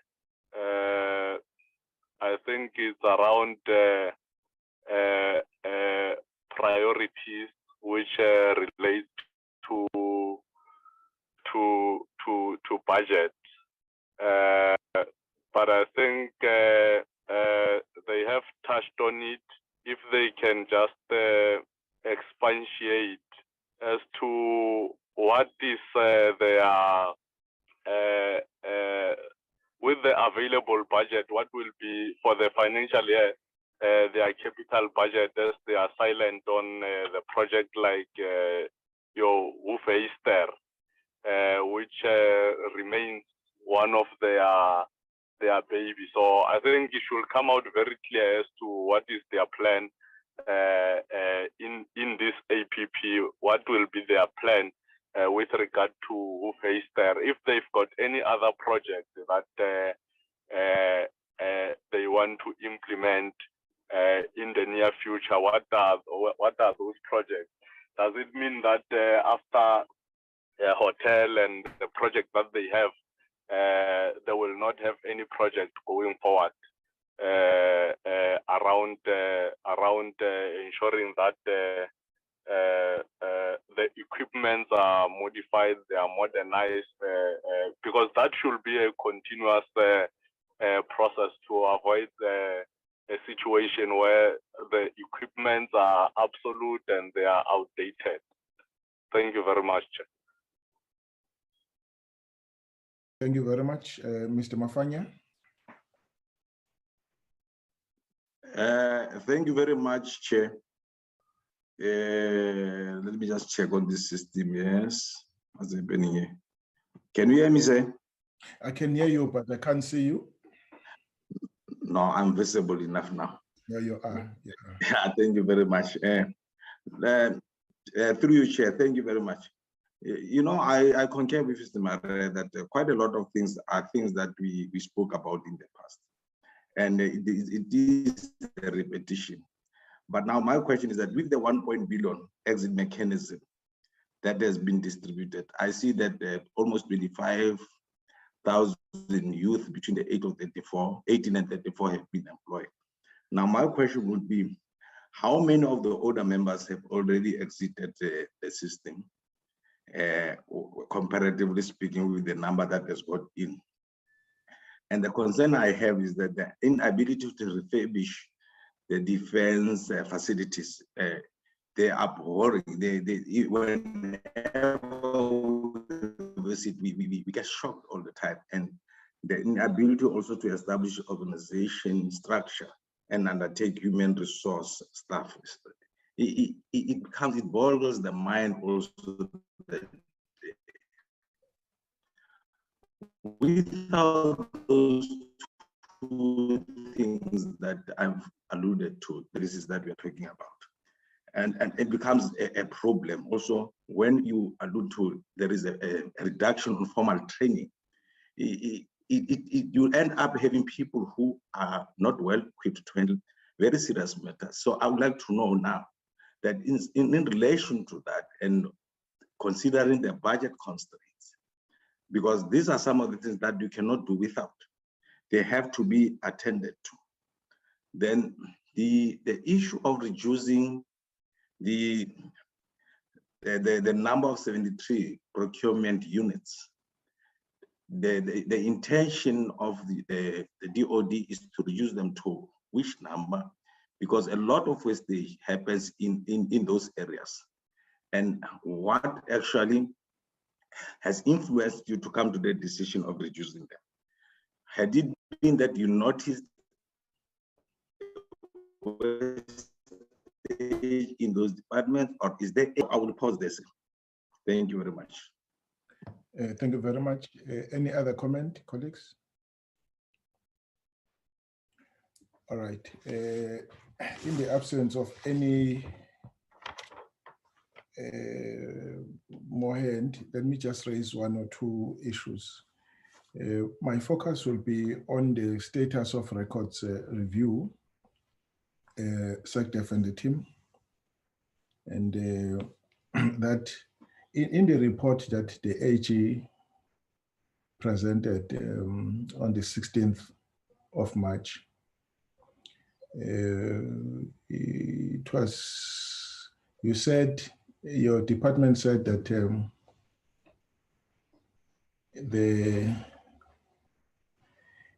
the audit review of the remaining procurement units,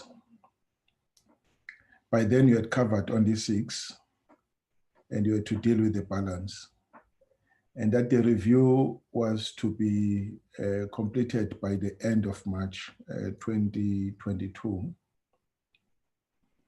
And your report doesn't tell us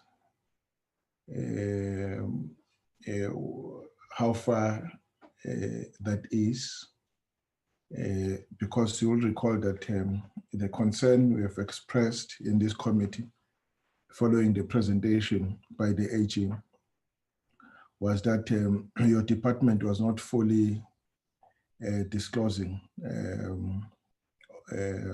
all irregular expenditure. And that on the basis of that, the department was qualified on the basis of completeness of irregular expenditure.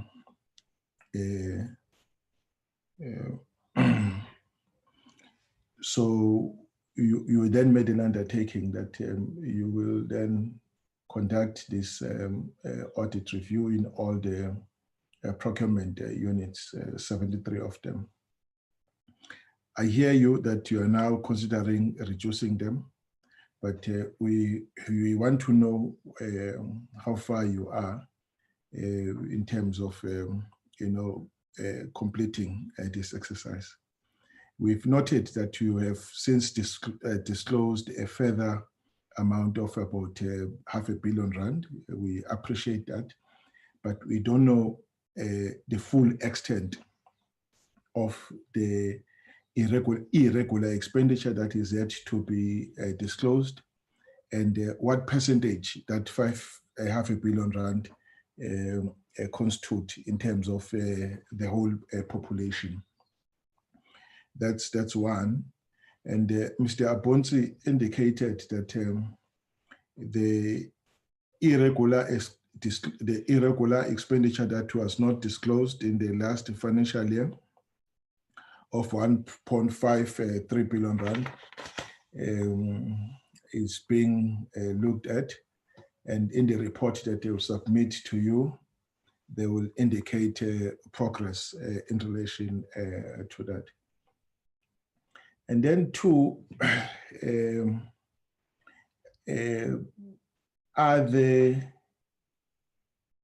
is the status of investigations into cases now of irregular and fruitless expenditure. We're now talking about the irregular expenditure of about 10.5 billion rand that is disclosed and is in the financial statement or financial statements, as well as the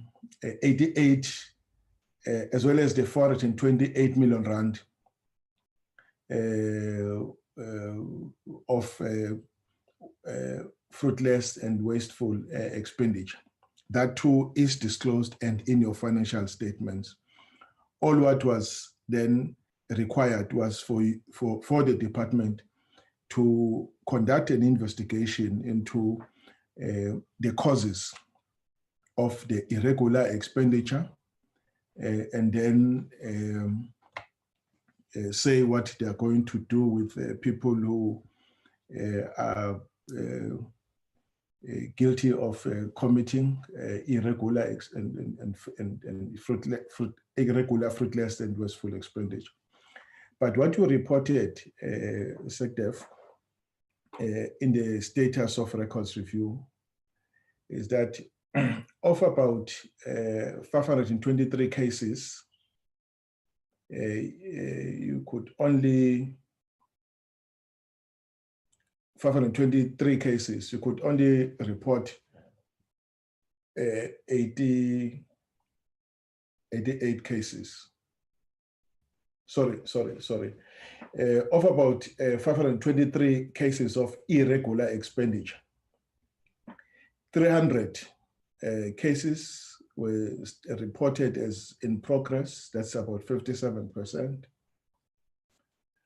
207 cases, that's 40%, had not started, and only about 16, that's 3%, that had been finalized. So, and then in the cases of fruitless and wasteful expenditure, 88 of them, 24 cases, that's 27%, were reported as in progress. 54, that's 62%, had not started, the investigation had not started. And then 10, that's 11%, 10 cases had been finalized. And the AG also notes that even in cases where investigations were conducted and finalized, the department fails to take disciplinary steps and or recover losses where required. And they are citing examples. The first example is in relation to the asset management contract awarded in 2013. In 2013, the amount involved is 604 million rand. And the status of investigation at the time of reporting was that the investigation commenced on the 24th of June, 2020. The report was finalized in May 2021. That's about a year ago, and handed over to the accounting officer, that's yourself, and the chief of the South African Defence Force for review and decision. And we're not hearing any progress in relation to that. We have interest in knowing what has since become of the findings and recommendations that were made to you, the accounting officer, and the chief of the South African Defence. And the report recommended that action be taken against the named individuals, and that matters be referred to the Special Investigating Unit. And the second one is the inventory verification contract awarded in February 2017. The amounts involved is 660 million. And the internal audit finalized the investigation on the 30th November 2020 and submitted it to yourself, the accounting officer, as well as the chief of the South African Defence Force for review and to implement the recommendations.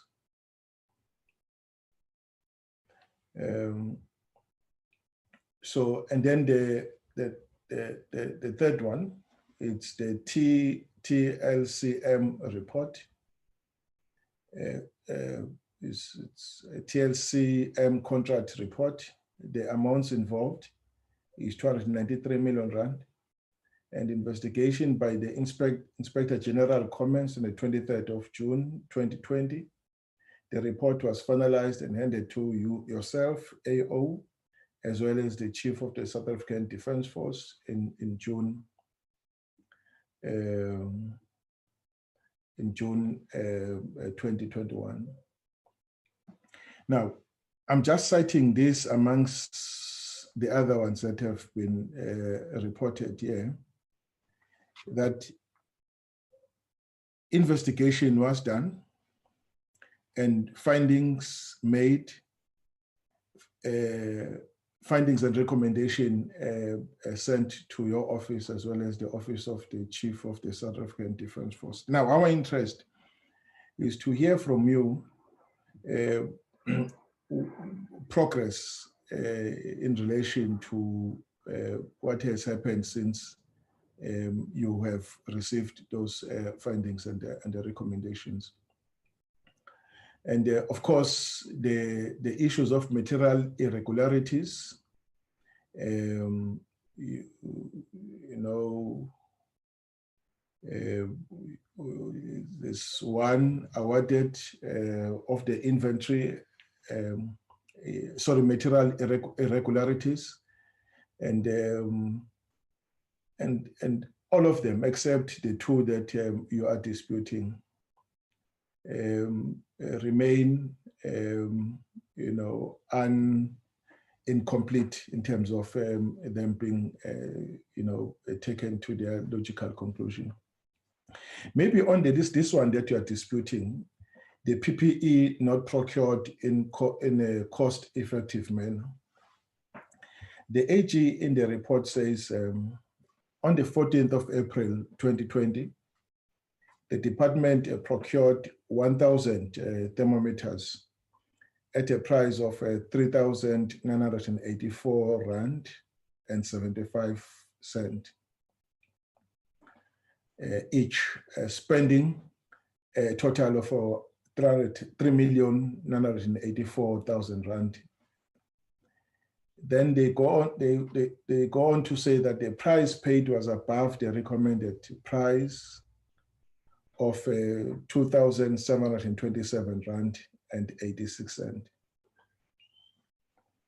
And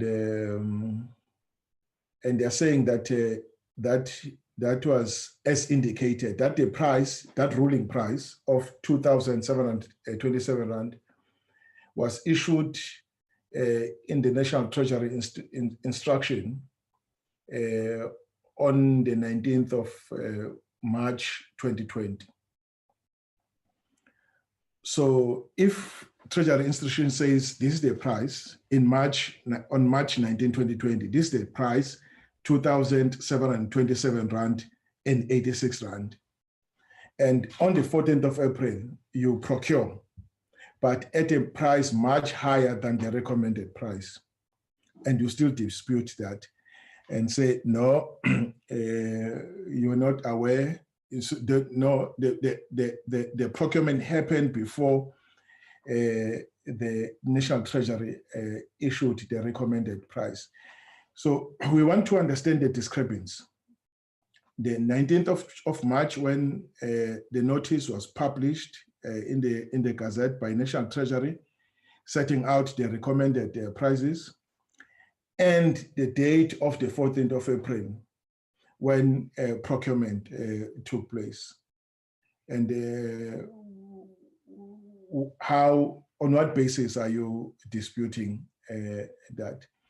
And on the fuel one, we're leaving it to you to sort it out with what you call AG, because there is a dispute of facts. In fact, there's no dispute of facts, but you are saying you agree that the delivery was not in terms of the bid specification. However, you're saying that the reason why you could not follow the bid specification to to the letter was because of the emergency that happened that required you not to rail fuel by rail, but not to transport fuel by rail, but by road, you know. And now they're saying the bid specification was not followed. And you're not disputing that it was not followed. Instead, we are saying, no, circumstances forced us not to follow the bid specification. Now, but we dispute it and we declare a dispute. But I thought there was a way of resolving, of dealing with issues where an impossibility happens that you can deviate, but in deviating, or the application for deviation, I don't know if it is not deviation, maybe something else, but you still must do it within the prescript of the law. The law is not so blind that it will not envisage, it will still be blind to instances where there is an impossibility to perform. But it then says, if there's an impossibility to perform, and this is the process, the procedure that must be followed to then try and still remain within the prescript of the law. I don't hear you, acquitting yourself on that aspect, so that we understand where the dispute is in relation to this particular item. I thought I should just raise those few issues in relation to this SecDef. And so I now open it up for yourself and the team to respond to all the questions and comments. Over to you, ma'am. Thank you so much. Thank you very much, Chair. Maybe let me hand over to the CFO and his team to respond on the other issues, and then I'll also come in later, and then we'll then take the ones that relate to the annual performance benchmark, if we can move in that space. Thank you.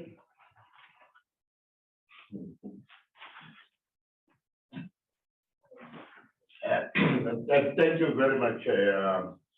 Firstly, I will take the question that was raised by Honorable Member Mare, saying that most of these responses, you find that each year sometime is repeatable.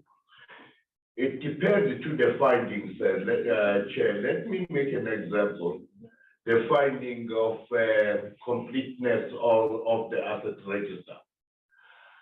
If you notice, that finding is not only 1 year, it was a multi-year finding, of which we engaged with the internal audit last financial year to deal with that one, to do the audit.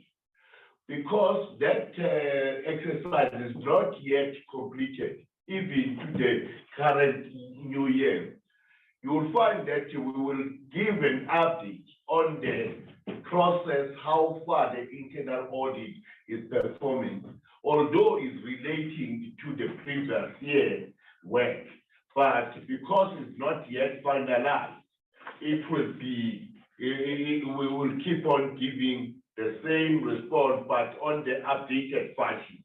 That is what happened. It does not mean that we just give that repeatable answer for the sake of giving. It depends to the situation and to the issue that is on hand. That is where we are in terms of that capacity. Capacity, the other question that was raised by the honorable member, saying that the reprioritization. Capacity, there are circumstances that you will find that the department is forced to reprioritize. And if we look in terms of the compensation of employees, Chairperson, at no stage where the budget is short on the compensation of employees, but the people need to be paid. Now, the department will be forced to do the compensation, is forced to pay the people, And then now the department will engage itself to make sure that the people work before they get paid. Which other areas that the department can able to live with if they can take funding from it.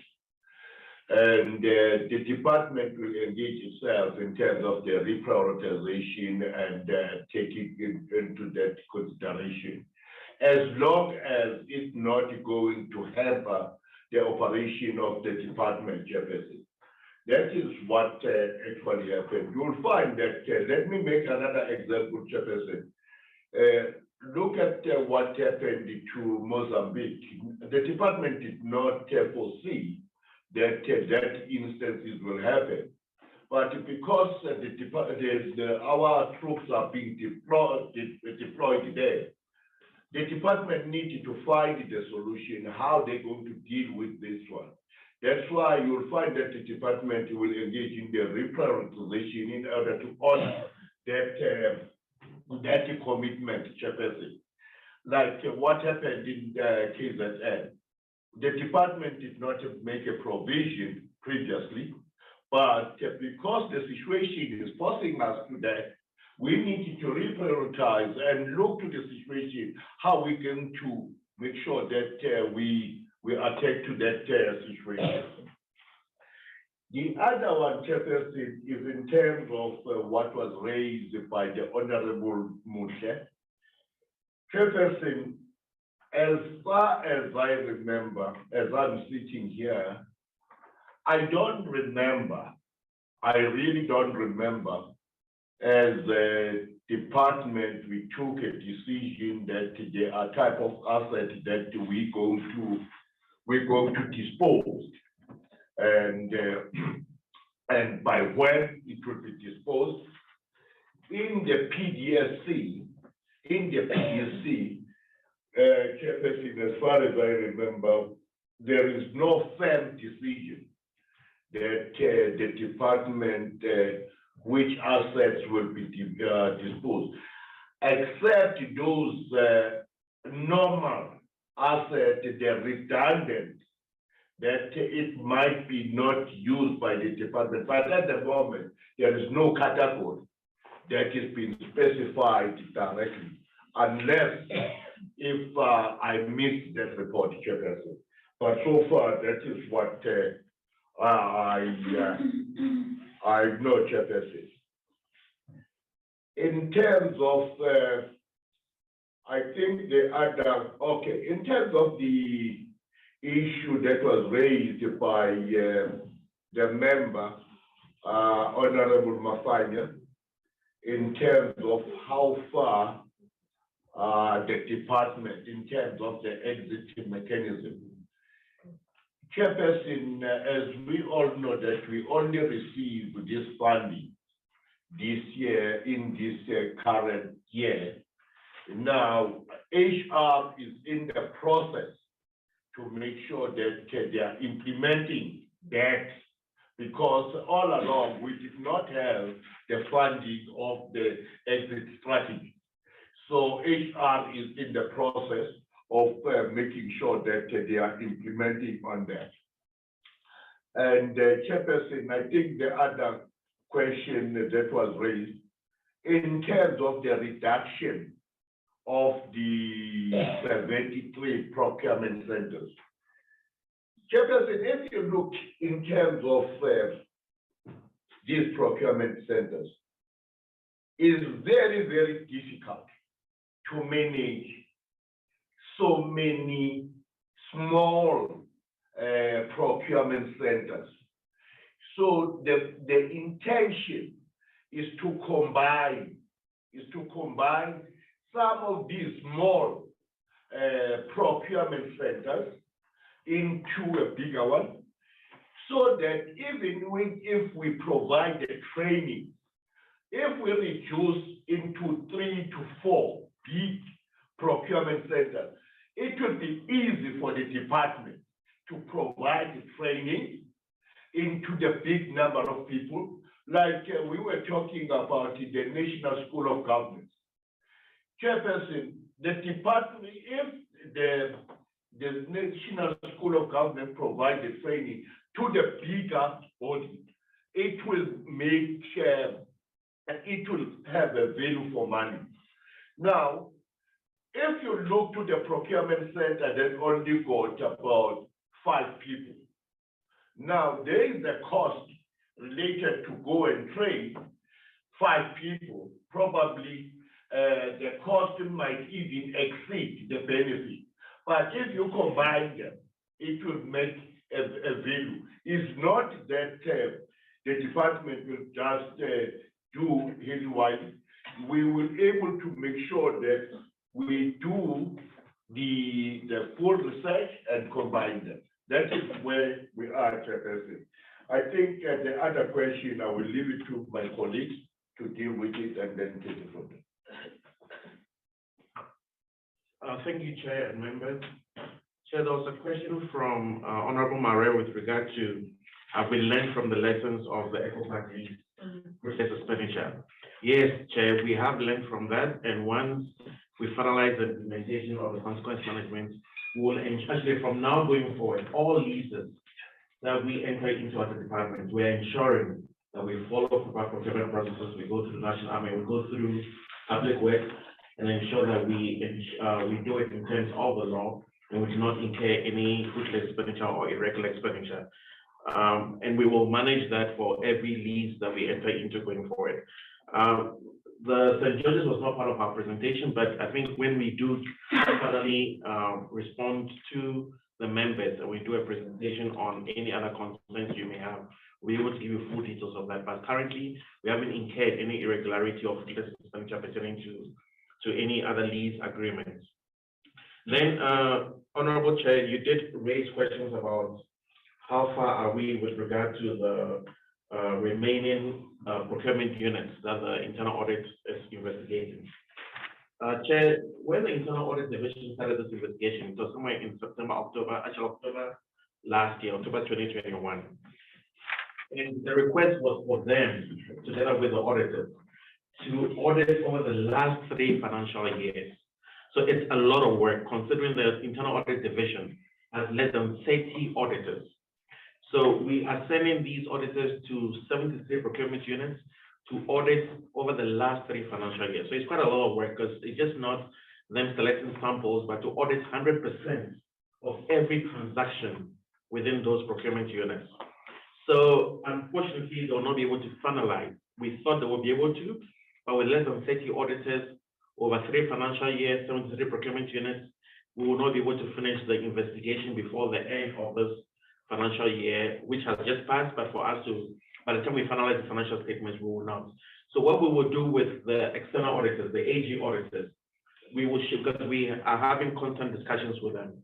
We will obviously share with them the methodology that we're following, the method that we're following in terms of auditing those procurement processes. And if they are happy with the process that we follow, and we're able to disclose 100% of the additional irregular expenditure identified, and they are happy with the process with all supporting documentation, then at least from a control point of view, they will be comfortable with the process that we follow, and we should be able to at least deal with the qualification. But it's important that from our side, we document all processes and account for every additional amount that we have identified and ensure that this is recorded in all our registers. Then we'll be able to deal with that. But unfortunately, we'll not be able to finalize that irregularity, the full completeness before we issue the financial statement on the 31st of May. You also raised the issue of the 1.5 billion irregular expenditure that the AG raised with you about not disclosing our books. That was part of the Tusano contract, it was part of the PPE, the 273 million or so of the PPE, which was part of the SIU report. We have disclosed all that. Where we do not agree with them, we're in discussions with them, but at least the Tusano is recorded, I mean, it's recorded in our books. The PPE that was part of the SIU investigation is also recorded in our books.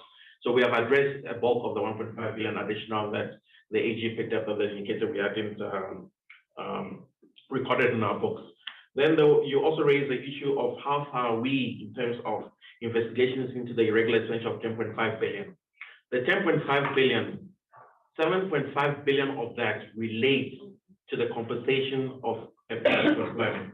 the underfunding imposed by National Treasury on the compensation of employees. Yes, we do acknowledge that there is 3 billion extra, which is related to supply chain management. But those 6 cases that you did mention in terms of the asset contract from 2013, the TLTM contract, the inventory management contract, 90% of those 6-7 cases that the AG shared with you in a status of record review pertain to the additional 3 billion that relates to the supply chain management. So those are the ones that are under investigation and the process of instituting consequence management. But I think the sector in general will deal in general with regard to where are we when it comes to consequence management in the department. And I think we did present to you in the past with regard to her writing to the chiefs of service and divisions, requesting them to finalize the investigations. We also did indicate that at every accountability management committee meeting, which is held monthly, we do deal with status of investigations. And then we also shared with you the concerns that we have in terms of the Defense Act, which limits her in terms of what she can do. But she has obviously also escalated the concerns and challenges that she has to the executive authority, the minister. But I think the secretary will expand on that to just give you a better status of where are we in terms of consequence management. Thank you, Chair. Chairperson, thank you very much. I will hand over to Mr. Cox to respond on the ATP issue. Chair, thank you very much. Chair, there were a number of questions raised by the Honourable Member Mare, so maybe my response will be slightly different in responding to him. The question from Honourable Member Mare is the goals and tasks that are presented in the APP. Chair, the review is clear on the goals and tasks that Defence is expected to execute. 4 goals and 13 tasks. But Chair, at the beginning of the presentation, we indicated that when the review was conceptualized, it was against a backdrop of 1.8%. The same 4 goals and the same 13 tasks are still expected of Defence against a budget of 0.7%. And this is exactly where the problem lies. We are continually expected to continue to perform at the same level as expected at the Defence Review publication in 2015 within a much limited budget allocation. So the question was, are the 4 goals and 13 tasks a hierarchy?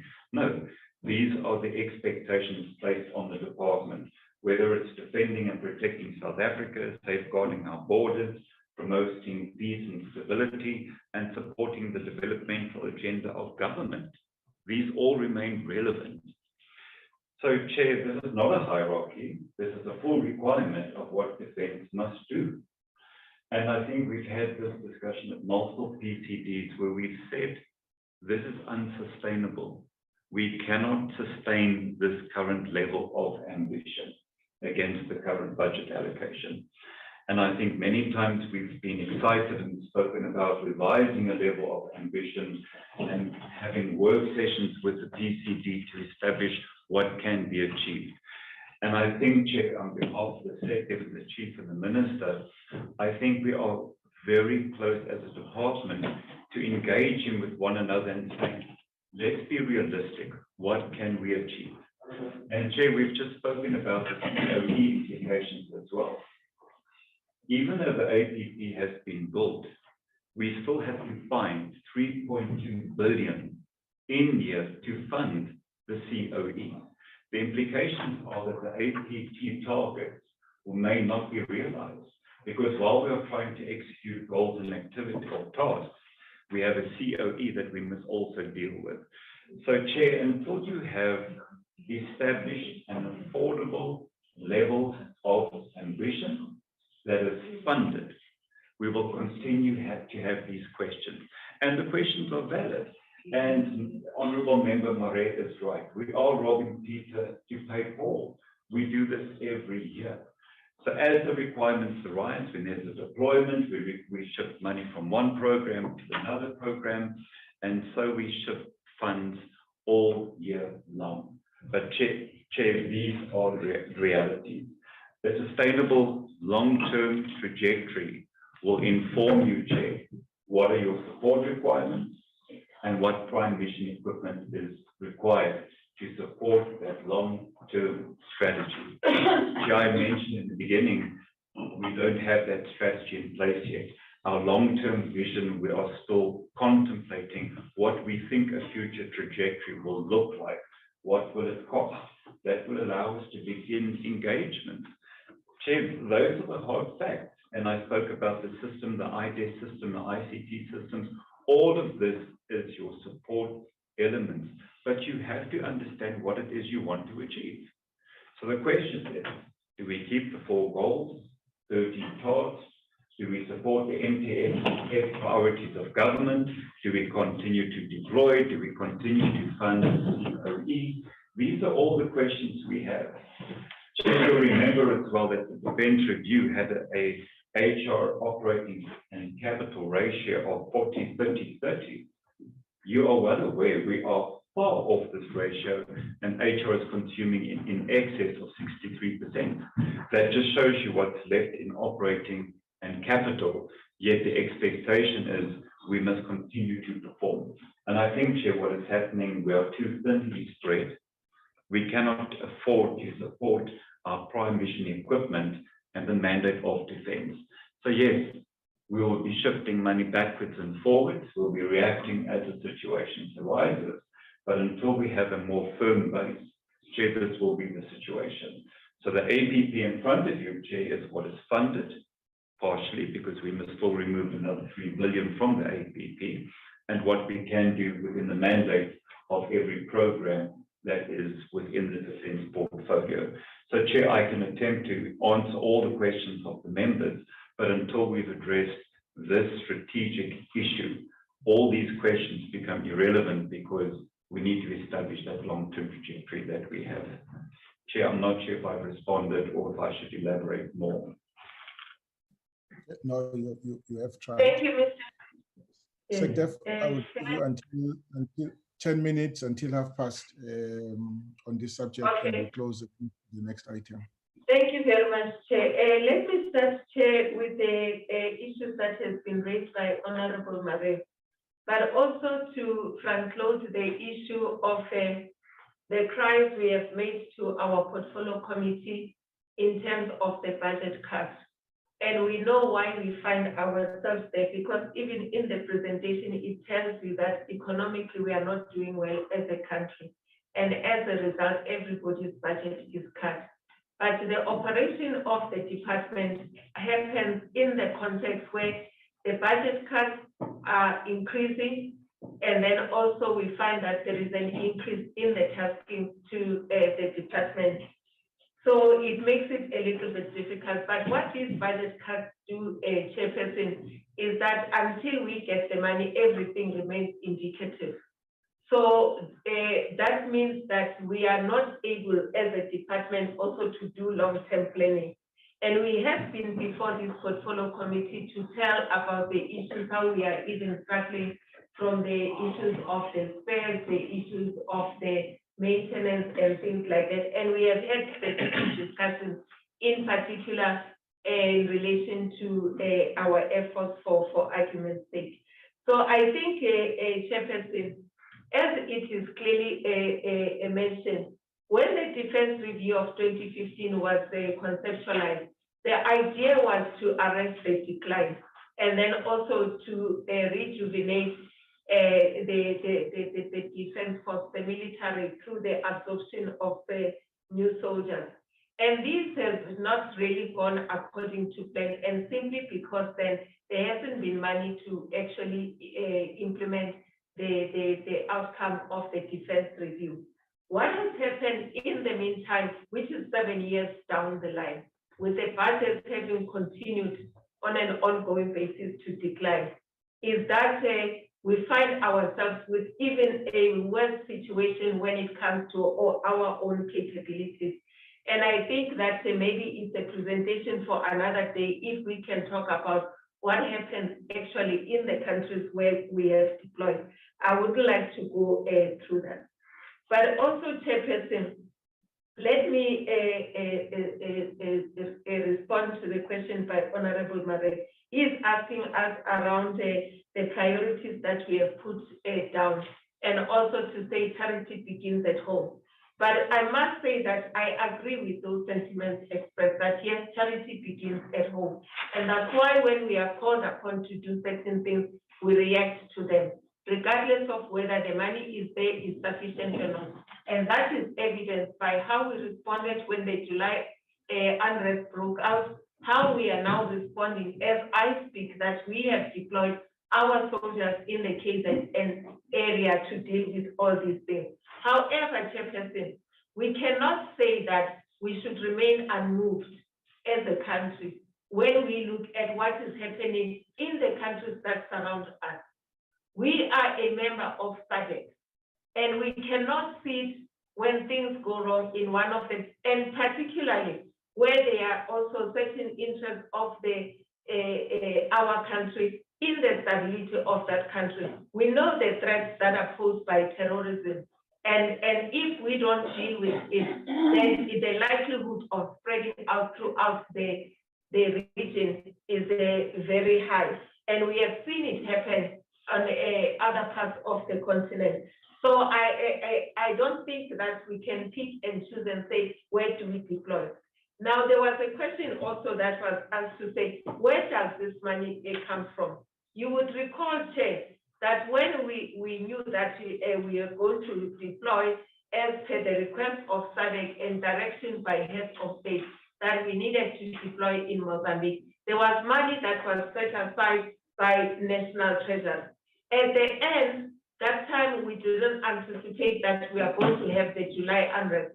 So whatever was earmarked to be used for Operation Vikela, it had to be split between Operation Vikela and Operation Prosper within the country.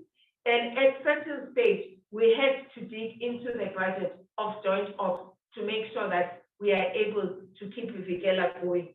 So these constant shortfalls, they do have an impact. But what we were trying to do, Chairperson, remember this is our annual performance plan. We cannot load everything into a performance plan. We are giving you a sense of where we stand. So some of the questions, for instance, like WOOF 8 step, what is happening in that? Chairperson, we have long taken a decision as a department that we were not going to put in more money into WOOF 8 step. And that instruction went to Armscor because, Chairperson, we saw that the situation of Dinel was deteriorating.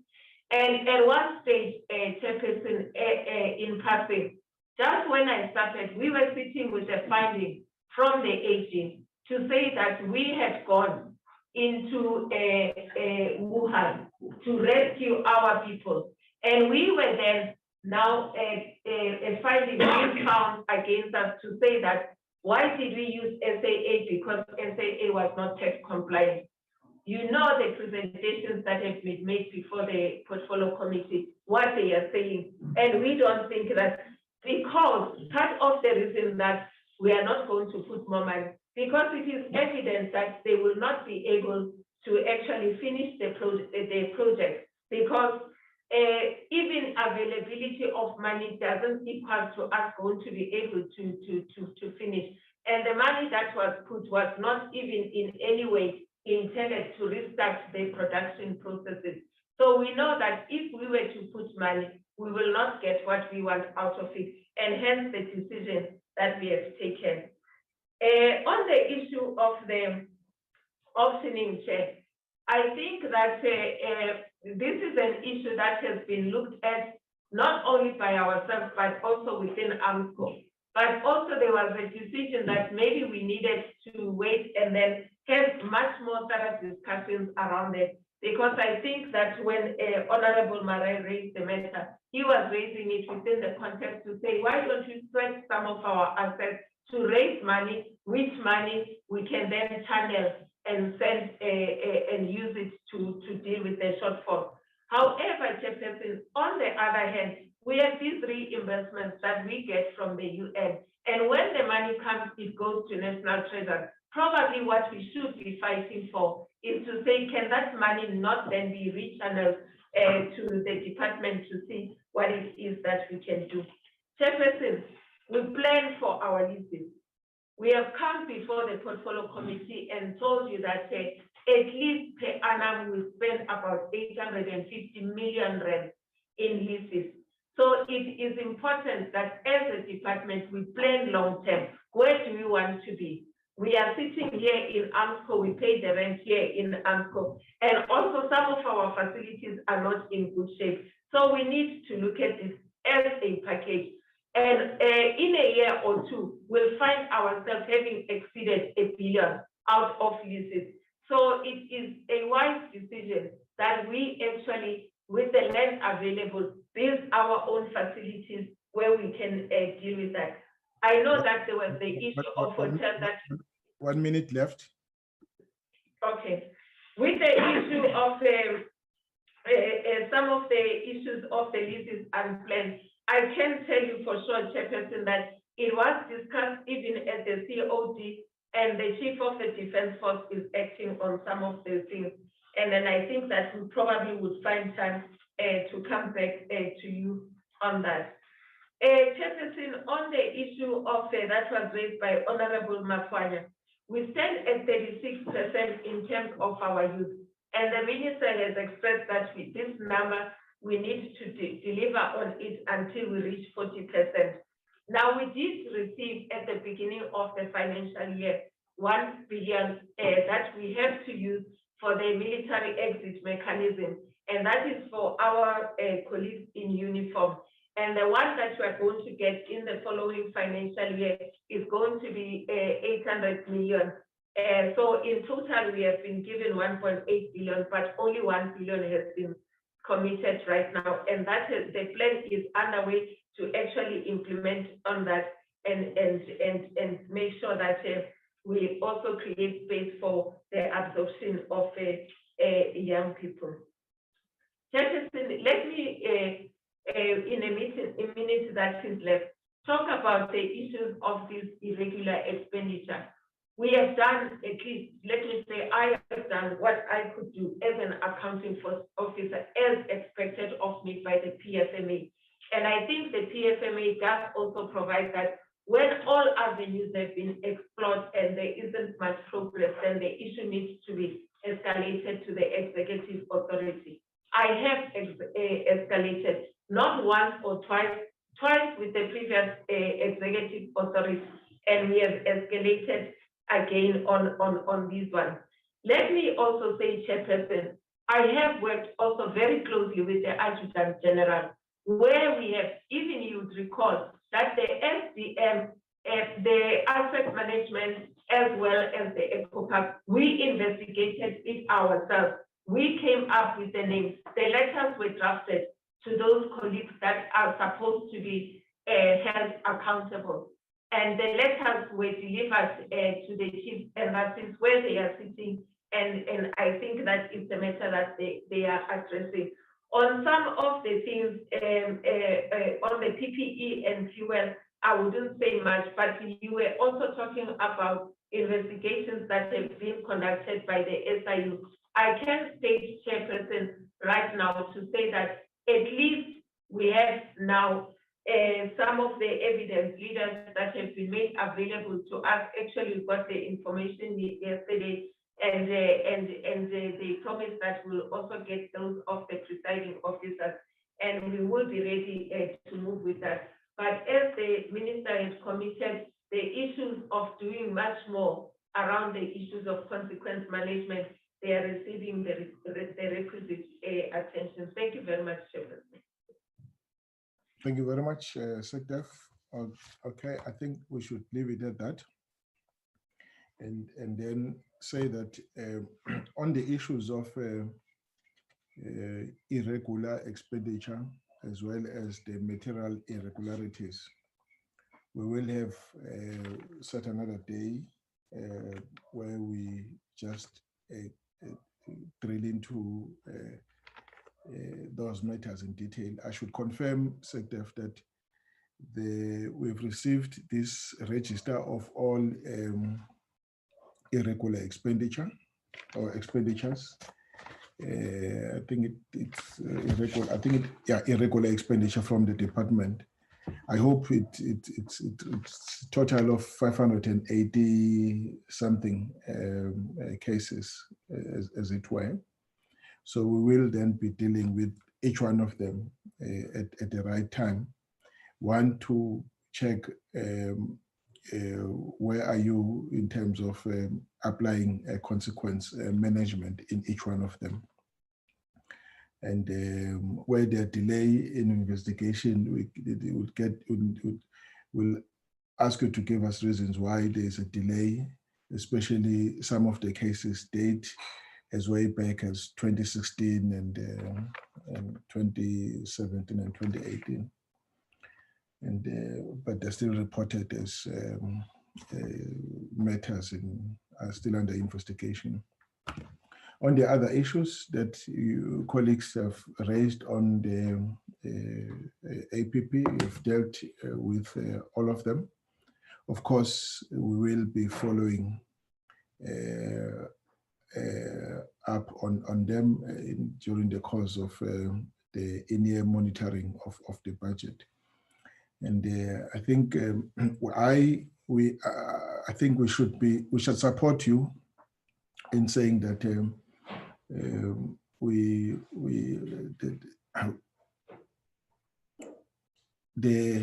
would not get any more money, and what you have, what you see is what you have, and that we need to work within the resource envelope given to the department, in which then will require you to revise your ambitions and to remain within the allocated budget to avoid all the budget overruns, as it were. And so on that, I think we should thank you as SecDef for SecDef and the team for the presentation this evening.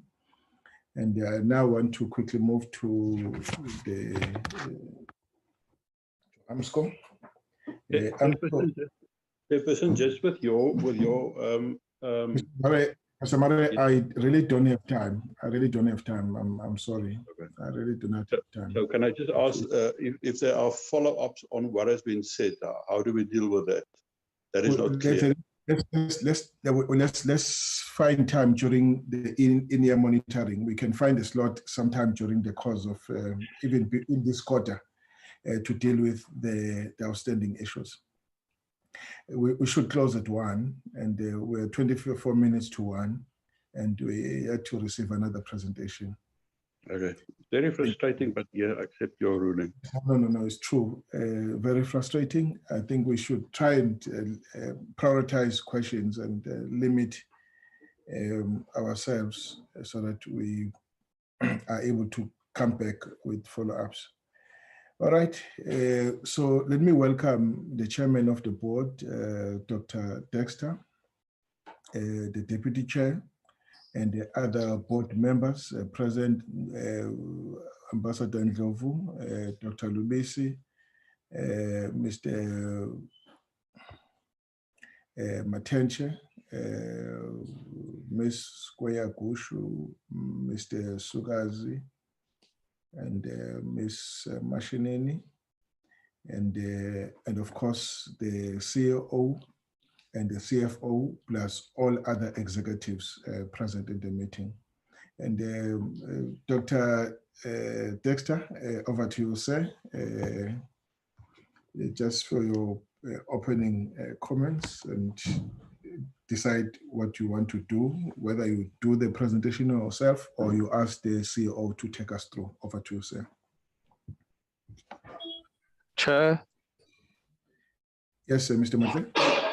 Chair, I'm just curious. You have not mentioned the deputy chair of the board. Where is he? I did, Mr. Motimele.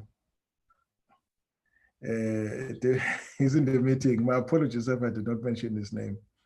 Over to you, Chair, Dr. Dexter.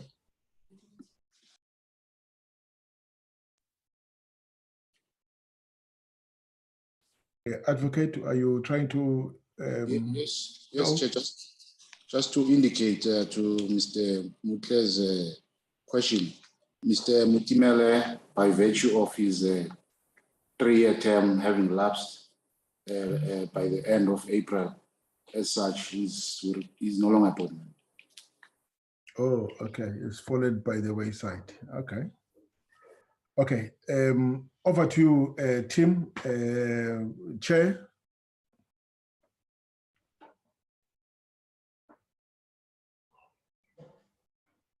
Okay, let me invite you, Advocate Mbata. I don't know. Thank you, Chair. Members of the Portfolio Committee, colleagues, and our board members who have joined us. Good afternoon. Chair, I'm not so sure how much time are you allocating to our presentation in the interest of time, but notwithstanding that, Chair, I will try to run the presentation quite, pacey, so as to save time.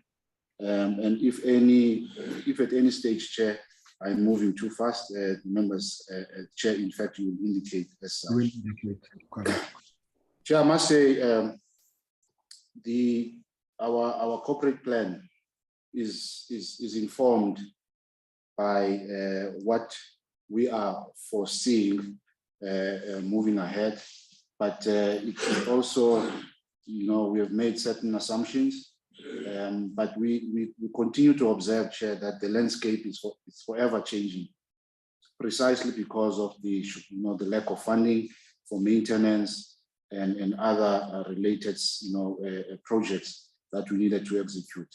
As such, it becomes difficult to focus in terms of what is likely to happen in the horizon. But notwithstanding that, Chair, we are working very closely with our colleagues from the DOD, SecDev, chiefs of services, and many other colleagues from the DOD. And we continue to take guidance and change our plan as we move forward. Obviously, Chair, we are mindful of the deployments and the other operations that they are involved in, which will either require certain systems and support services. So we do actually alter our plans to actually accommodate our main client, Chair. I thought I would just mention, Chair. Of course, Chair, the budget is really trying to ensure that we remain as a going concern. We make sure that we address the issues of or the objectives of the organization, and in terms of our mandate.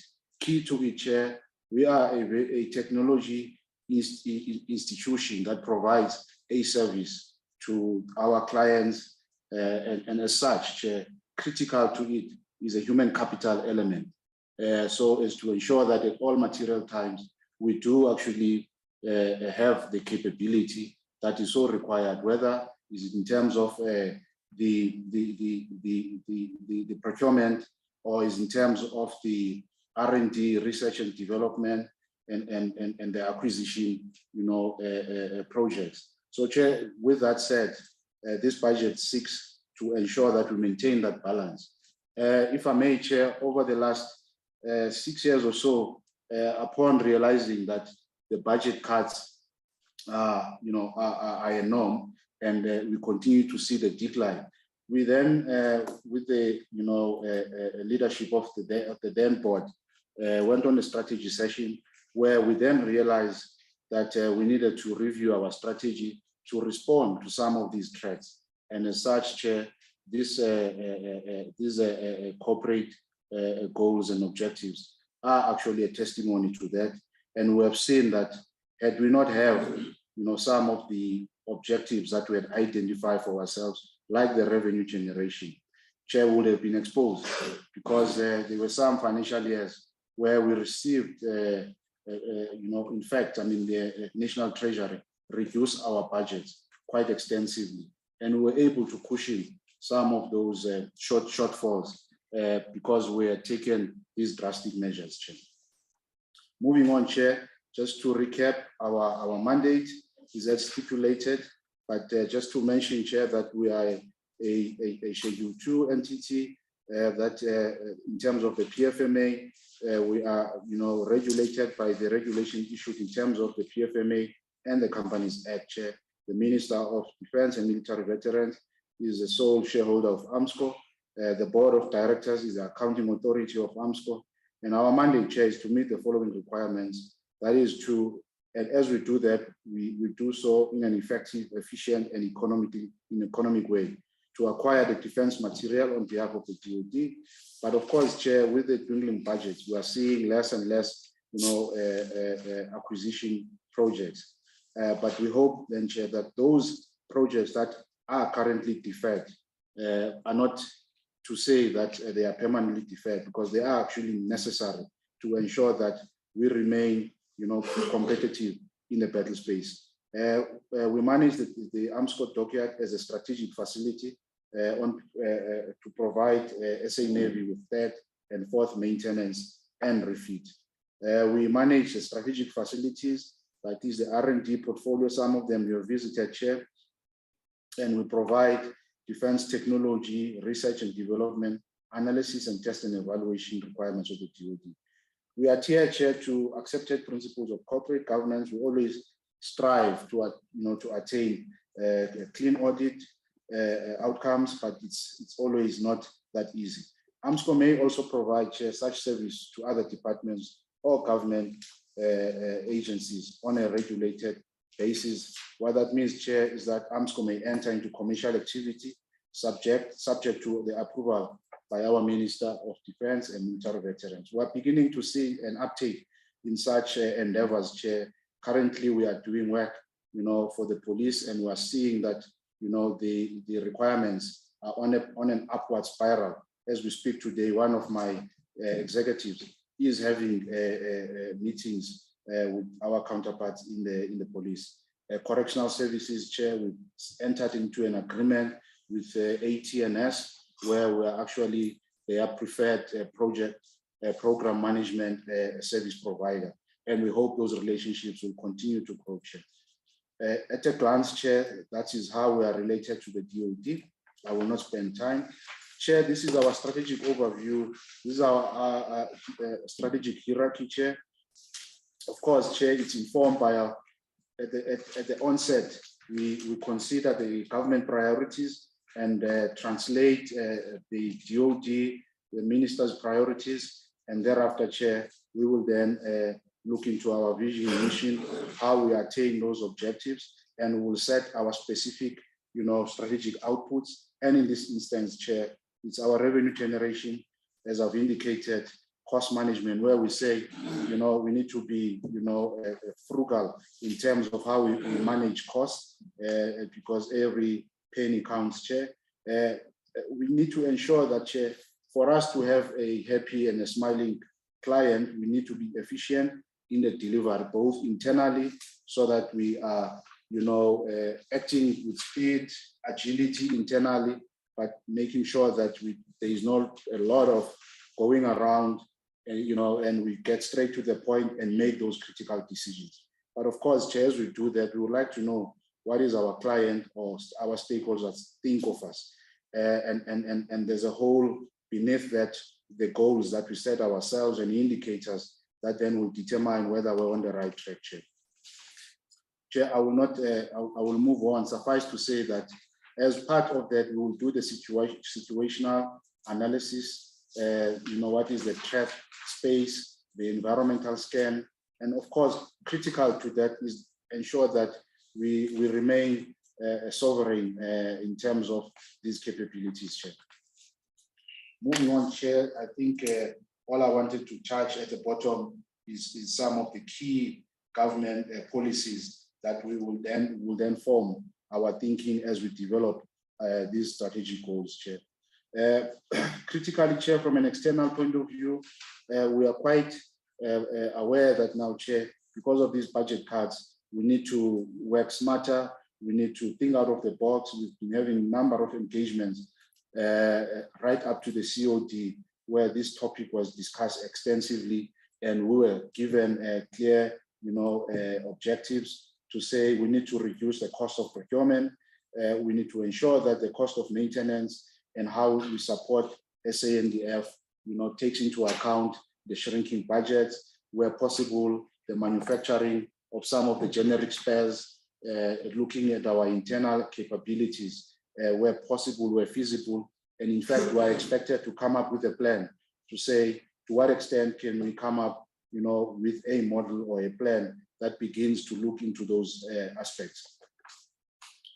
Chair, moving on, is just the translation of these strategic outputs into goals and what sort of tools that we are using, as well as the outcomes that we expect. If you look at the revenue generation, Chair, we are saying generate additional income will be the goal, and then we will set those goals for R&D, for corporate, for various other departments, and then we will review on an ongoing basis our performance against those goals, and then what are the main tools where we are saying these are the opportunities that we need to go and utilize internally our resources.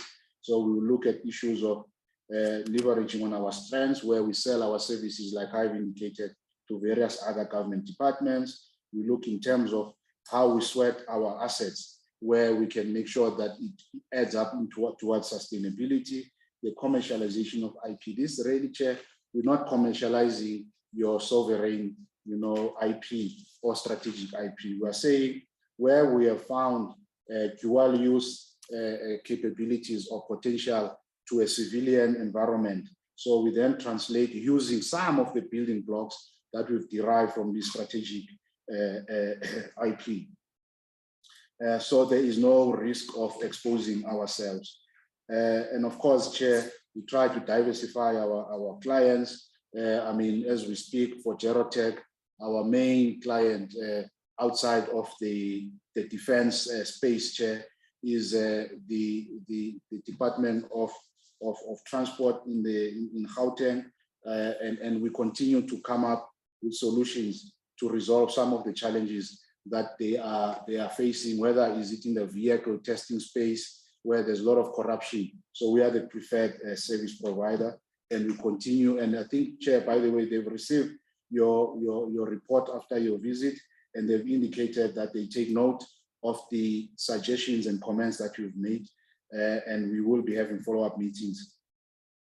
Chair, I thought I will highlight, I think it's self-explanatory, and as we go further, we'll see how this talks also to the SLA that we have signed with the SecDev in terms of how they will measure us, especially around efficient and effective delivery for the main client.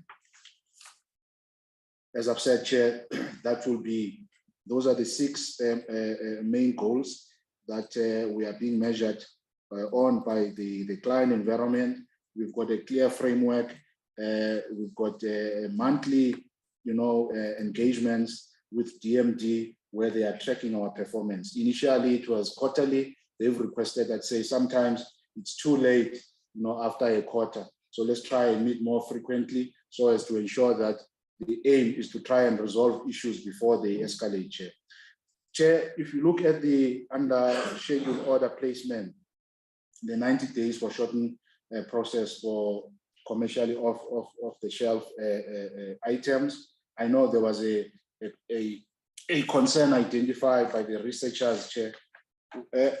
Chair, all I can say that we have sort of built, some of the inefficiencies that we encounter. For an example, when we advertise, we find that some of the companies will come and say, please, can you give us an extension so that we are able to prepare ourselves?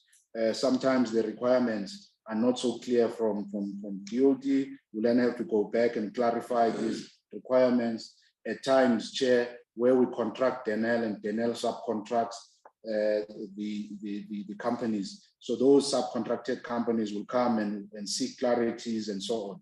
But Chair, it can be reduced because we just need to make to work much more efficient.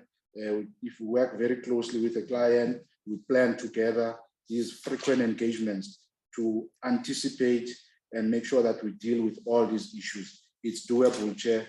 I'm sure next year's plan will reflect a reduced period. Chair, I will not touch on others. Suffice to say, if you look at our corporate plan on page 49 to page 63, we address all these goals quite in detail and what sort of indicators are we looking and how do we measure ourselves to arrive at a point where we say either we perform or not perform. And of course, AG will come at the end just to measure whether what we are saying or what we say is our score is indeed the true, picture. Chair, just to indicate in the next slide to say we are amongst the only acquisition agency or the only country that is having an agency like Armscor. And many other countries have come to us and really, were impressed in the manner in which we go around with the acquisition, because this, Chair, guarantees, the survivability and the sustainability of some of these systems, other than just buying the system over the counter, only to realize that you can't, it's not the quality you require or it's not supportable. And that's all we are saying. There is a scope, for such services as indicated, Chair. And we begin with to sell this concept to other, even internally, to other government departments and agencies. Moving on, Chair, we then come to our strategic facilities, Chair. I will not spend quite a lot of time. I think members of the portfolio committee are quite familiar. Recently, you visited these 3 facilities. Suffice to say, ProTechnic is our, capability to detect, trace amounts of hazardous chemicals or biological agents on the prohibition side. Ergotech is an economics one-stop shop solution for the DoD. Chair, I think if I were to mention, you have raised the issue of boots or appropriate shoe for the soldiers. We've reflected on that, Chair. All we could see currently, the work that is, undergoing there, Chair, is between SAMS and Ergotech, but they are doing more the analysis, trying to look at the database that they have and trying to analyze what could be the appropriate shoe. But we are saying perhaps we need to take this as a technical project where we then go out there and do a full research in terms of the global assessment, what is available, looking at your medical journals, looking at journals, people who deal with sort of materials, and be able to say, let's benchmark also and come up with our own. So we will, create a small research team that will look at that, and with the hope that we can speed it up and be able to come up to an acceptable solution. It could mean that we will then have to invest a little bit of money to actually go out there and see what is available in the international space. So that's what Professor Mkaza, 2 days ago, was quite excited, I must say, Chair, that he thinks also that, that is the right way of approaching it. But we're not going to be working in competition with SAMS. We have a very good relationship with SAMS in the form of General Curry. We will work jointly to find that solution. Thank you, Chair. Chair, moving on, we've got Gerotech test facilities, a vehicle test facility. You have visited that facility. Parkefontein and antenna test range. Alkanpan is a artillery test range, Chair, in the Northern Cape. Institute for Maritime Technology, where they do under and above the waters, research for the SA Navy, Chair. I must say, Chair, some of the dual use capabilities that we continue to market worldwide came out of the research that we did for the Navy, and it's finding a civilian application. Chair, these are some of the other functions that are lying in the space of R&D, the team that works on IP, the team that works on technology development. big scope, Chair, for youngsters there to explore. You have seen Flamingo, they did a demonstration at Gerotech. Smart young people who do some amazing, stuff for the artillery space, for all other arms of services, Chair. And that area, Chair, it's got an opportunity to bring all these innovative, outstanding youngsters to come and explore. But of course, that will also require funding, Chair. So hence, it's important to generate some of these additional revenue, so as to ensure that we are able to create that space for the youth. Moving on, Chair, to the dockyard, Chair, as I've indicated, they do the planned, they're expected to do planned preventative maintenance, corrective maintenance, reconstruction and repairs, upgrades and modernization. Chair, again, because of the shrinking budgets, you'll find that the planned maintenance gets affected. Suffice to say, Chair, we've been directed to say, let us look at what we can do, especially at the dockyard. They've got, such a capability where we can start to manufacture components and parts for weather vehicles and vessels and for many other applications. So we are investigating that, Chair. All, Chair, the next slide we are indicating, it started where a board of Armscor and South African Navy agreed to say, let's have this renewal program, which, Chair, we have started to, get in new equipment, making sure that training facilities are attended to. However, Chair, key to it now is to ensure that the dockyard continues now to expand in terms of its scope, making sure that the equipment that we've brought in there is beneficial to the client environment, whether Navy, I think there's a scope for the Army as well. But, Chair, we are exploring those. The COD gave us a task to come back with a clear plan. So we are in consultations with other arms of services, and then at that space, acquisition will go and report back. Chair, I will not spend time with this, just to expand on our services. Chair, the next one, it was also raised there to say about 3 years ago, we came up with this great plan in terms of sweating the assets. All, Chair, what I want to indicate here, that effort, Chair, there was a preferred bidder, but the validity of that contract, unfortunately,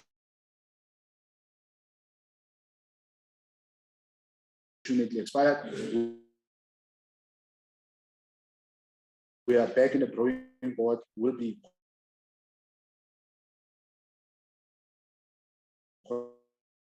stakeholders in terms of those, Chair.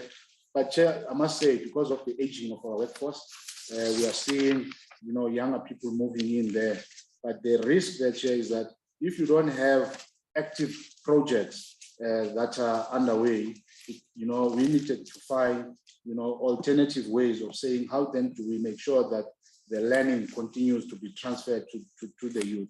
And there are a number of areas where we are looking at potentially deploying some of these youngsters, to assist, in areas like the other arms of services, to really, whether it's maintenance work, just to get their hands dirty. Yes, they've got the knowledge, academic knowledge, yes, but that experience, Chair, has to be nurtured.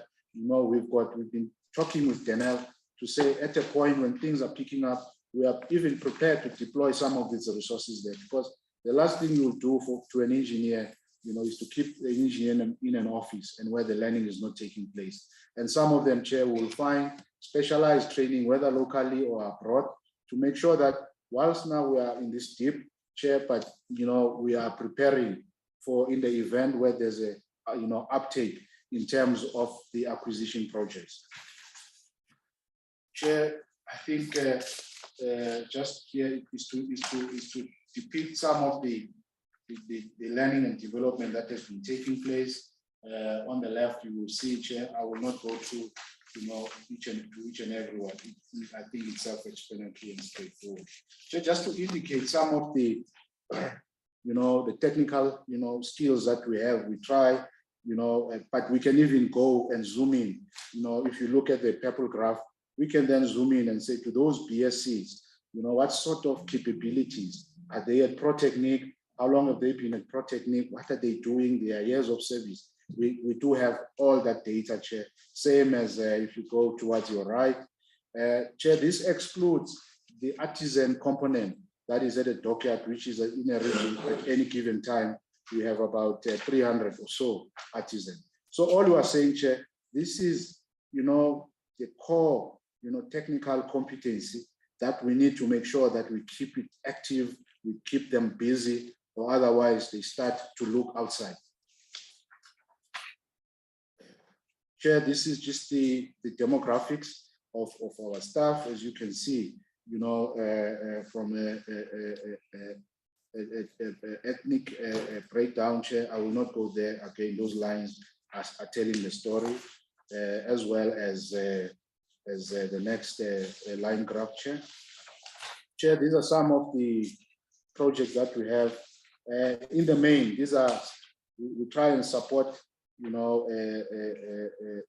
high school students who are doing STEM subjects in terms of the, science and maths, and make sure that we give them the extra, lessons to make sure that, they improve their results, Chair. Moving on, Chair, under financial overview,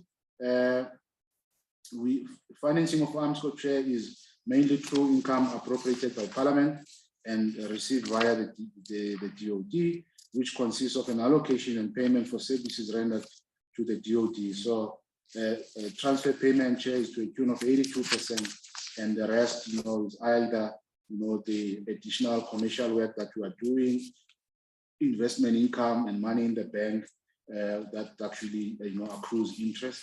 And all those pots of money, Chair, helps to sustain and making sure that we can continue to sustain the capability on behalf of the Department of Defense, Chair.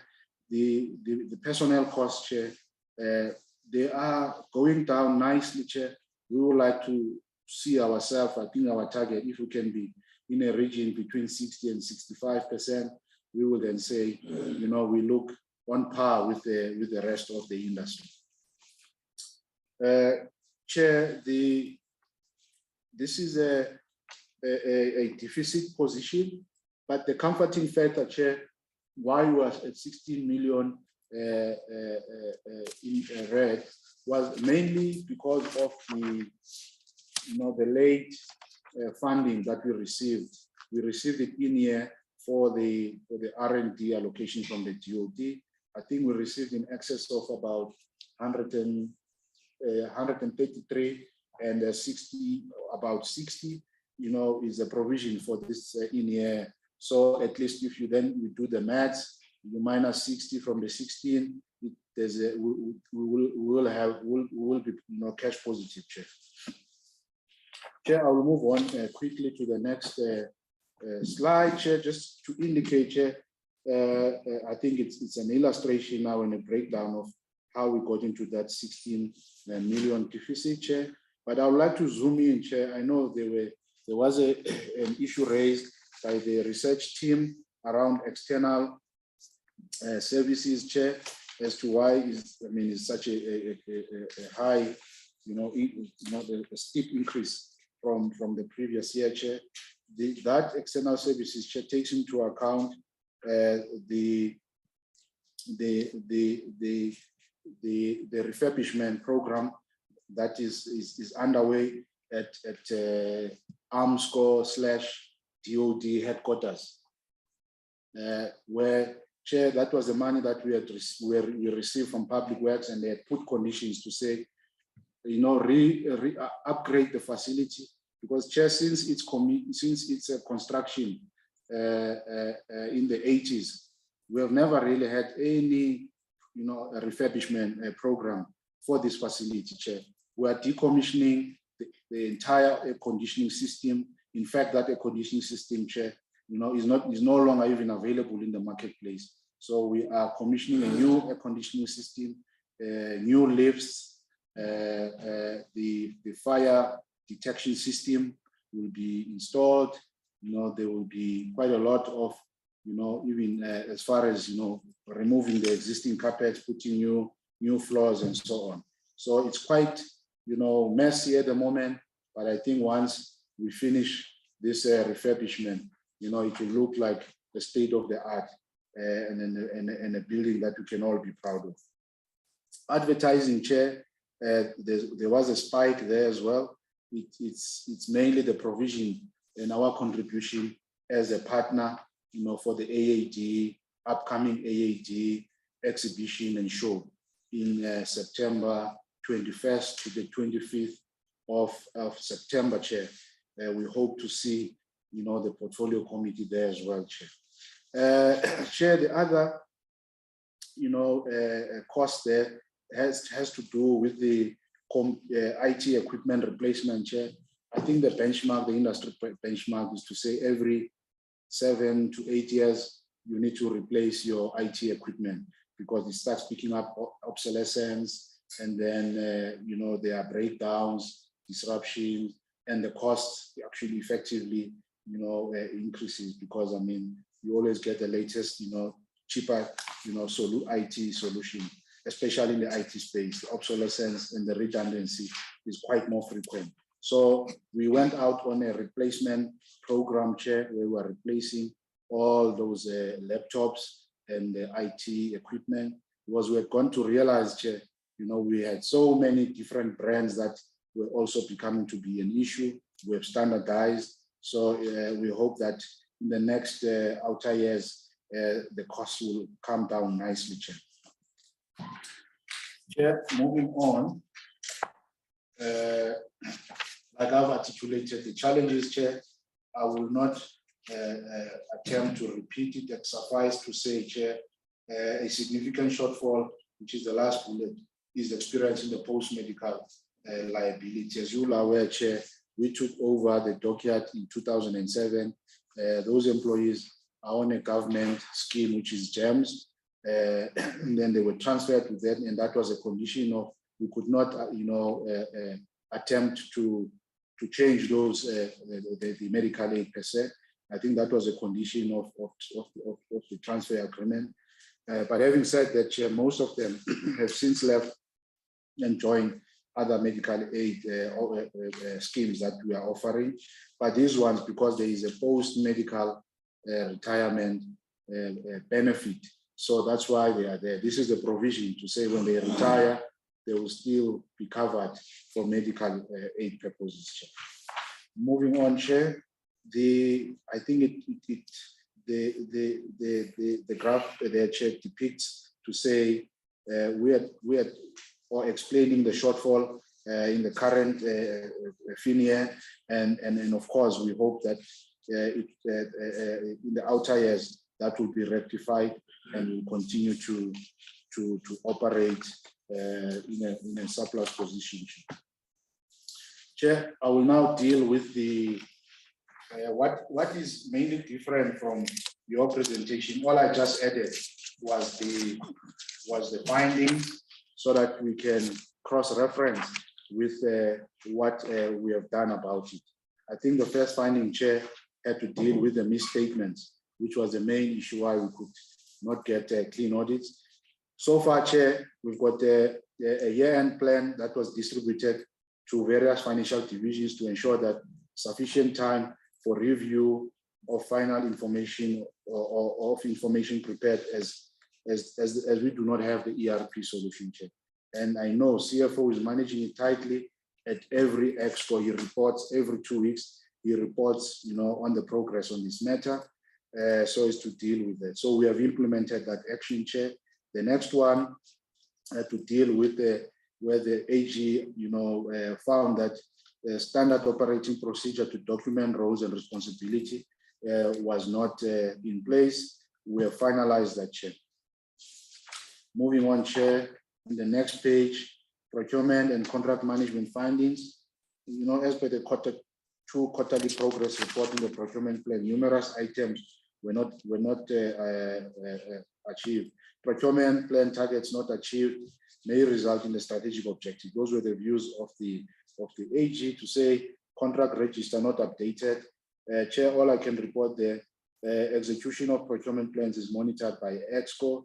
We've got a delegated official authorizing, the amendments. So we've got a clear process now that we've put in place, managed by Mr. Tefu.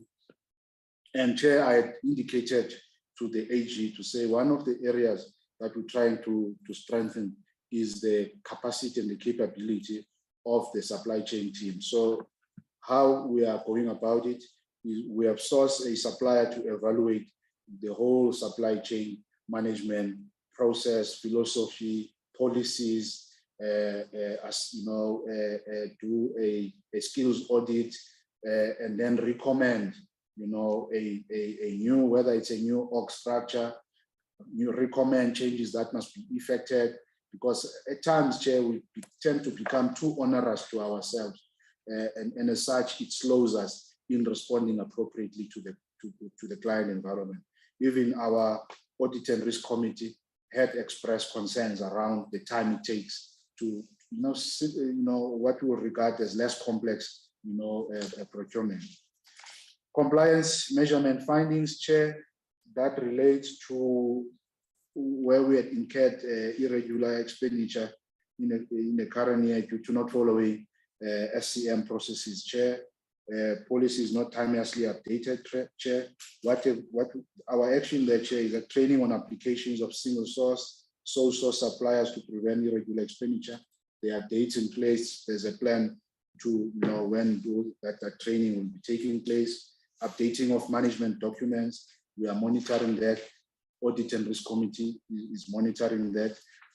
Chair, when we first did receive a report, it was largely red, but I can say now, Chair, there's a lot of greens, meaning that policies have been updated. And where they have not been updated, I think it's very, minimal. It's subject to, especially in supply chain, where they are saying, let's wait for this study to be concluded, and then we will know exactly how our policy should look like. But in the main, Chair, there's a huge progress there. IT management findings, Chair, this relates to where we were. It was said, there was so to speak, a repeat finding where we're still not addressing some of these prior year audit findings. Job descriptions for cybersecurity department were not developed and reviewed with HR. Recruitment process to capacitate cybersecurity was still underway, Chair. Chair, we are 90% complete insofar as filling those positions. Cybersecurity policies have been drafted and in process for approval. The contract, Chair, which was the main issue around the disaster management recovery for procurement of UCS, was identified, was still outstanding. So what have we done there, Chair? We have actually placed that contract for UCS so as to be able to do disaster recovery management exercises. Oversight, Chair, and monitoring findings. Internal audit was not assessed to be adequately resourced relative to the size of the entity. Chair, what we allocated funding for additional resources for internal audit. I know, Chair, that the adverts are out to fill those positions. That's where we are, Chair. Moving on, Chair, to the next page, financial health finding. It was about the VSP program. Chair, I can confirm that we have finalized that process. There were about in excess of 100 employees that have left, but we can assure, because I know it was also again raised by the researchers to say, are we not now depleting the skills? I can assure, Chair, one of the conditions was that, where an individual was occupying a critical skill and we don't have a replacement, we did not release those employees. And how we ensure that there's robustness in the system, Chair, it was the entire executive committee that considered as those applications, and where there were concerns either from one department or the other to discuss. So there was a whole open and transparent process to make sure that we can cover the blind spots, Chair. So that has been addressed and it went very smoothly, Chair. There are no issues. Fraud and risk indicators, Chair. This relates to the whistleblowing and the incident at the dockyard around, you will recall, Chair, there was also a Sunday Times article about this matter in the procurement environment. 6 people were charged, and 3 people were found not guilty, and they returned to work. And those 4 who were found guilty, Chair, were all dismissed. Chair, the last one, audit-related matters. It's regarding there were delays in receiving some of the information, and of course, the excuse was COVID. However, Chair, there was a recommendation that we must appoint coordinators, who will then coordinate the effort for the AG to receive the required information. We appointed 2 senior managers, one in finance, who are actually fulfilling that role. So we have resolved that issue, Chair. Chair, in conclusion, we continue to find ways of how best we can service the client within these limited budget constraints. And I think our employees are mobilized towards ensuring that, they prioritize the DoD as a client. But what has to improve, Chair, is how we communicate expectations beyond the SLA that we have, and how we are resolving that issue, Chair. We have established, or we've agreed to have these monthly periodic meetings where in the main, acquisition and supply chain management are meeting all arms of services on a monthly basis. That, Chair, over the last, I would say, 5-6 years was lacking, and then we are resuscitating those engagements. I also have regular engagements with the Chief, with SecDev, and we hope, Chair, and in so doing, Chair, we have resolved a number of, issues that were of frustration to them, but, notwithstanding that they were operational or were dealt with at a much lower levels, but we are saying, where there are issues, Chair, we will deep dive and roll our sleeves and get our hands dirty and make sure that we remain flexible and relevant to the client. That will be my conclusion, Chair. Thank you. So much. No, thank you very much, for the presentation. Colleagues, we can now engage with the presentation. It covers 2 areas, planning budget, as well as the status of record review responses. Mr. Murray, are you first on? I don't see the hands. Mr. Murray. Thank you very much. Thank you very much for the presentation. Again, I think we've said it a couple of times, Armscor is actually a victim of what has happened with the defense budget and the acquisitions, the lack of acquisition. So I feel for them, and I've got huge amount of sympathy for them. Just with regards to the dockyard that was referred to, and I got the impression that they have allocated funds for upgrading of equipment and whatever they need there to expand business and to generate revenue. Can Armscor just indicate to me whether any work will be done on those 3 frigates to at least start with the upgrades, and to what extent will that be done, and how long? Is there a bit of a time frame in that regard? And then secondly, I want to ask, with the findings of the Auditor General with regards to Ops Tusano and the indication that that contract will run out, will Armscor be in a position to basically take over the responsibility to find service providers, for instance, Denel Vehicle Systems, to do the maintenance and even the cannibalization that is required? Will that be possible? And is Armscor busy in a process to see whether they can salvage Hoefyster with Denel, and what is happening in that regard? And then lastly, have you considered, given the budget constraints, which is none of your doings, have you considered and made recommendations to the Department of Defense and the Minister on how we can reprioritize the current MTF budget to comply with our constitutional obligations? Thank you very much. Thank you. Any other hand?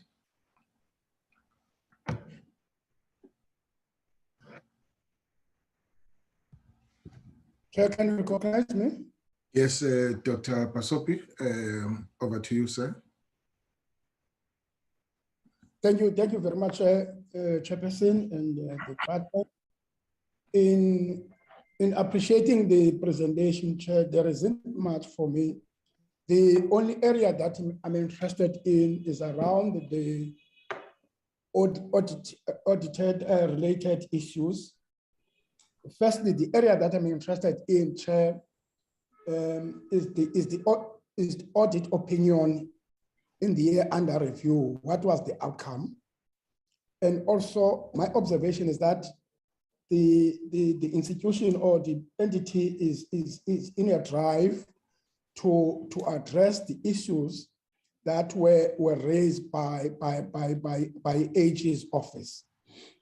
Now, as we all aware that an audit is a process, it's not just a once-off kind of arrangement. And my understanding, even before they come up with their opinion in terms of the finances of the institution, there is an interaction in the form of management letter where these issues are being addressed.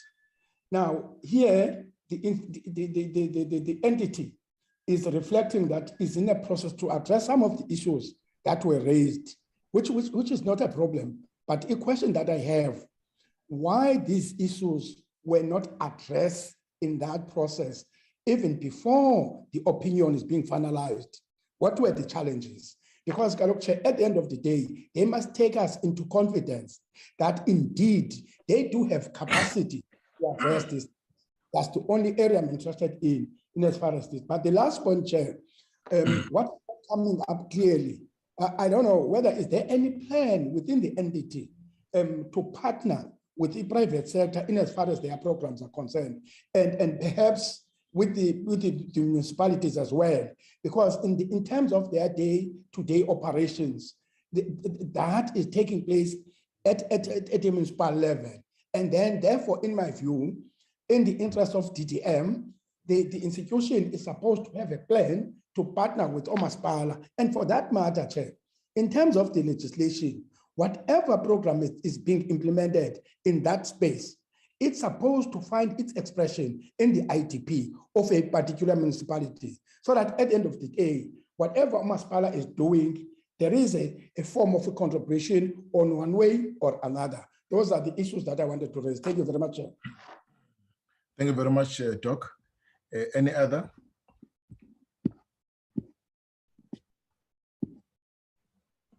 All right. It doesn't look like there's any further comment or question. Advocate, CEO, Group CEO, over to you, sir. Thanks, Chair.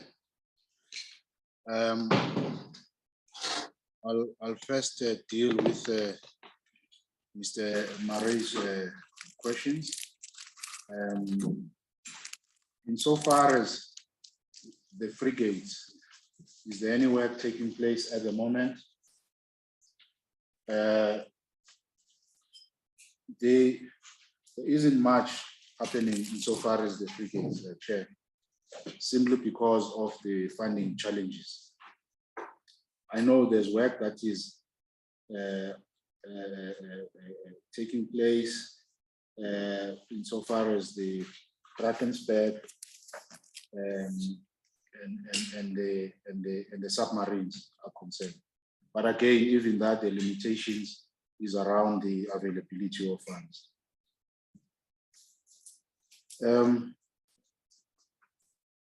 can Armscor take, or is it ready to take over Tusano? I don't think so, Chair. And I see Mr.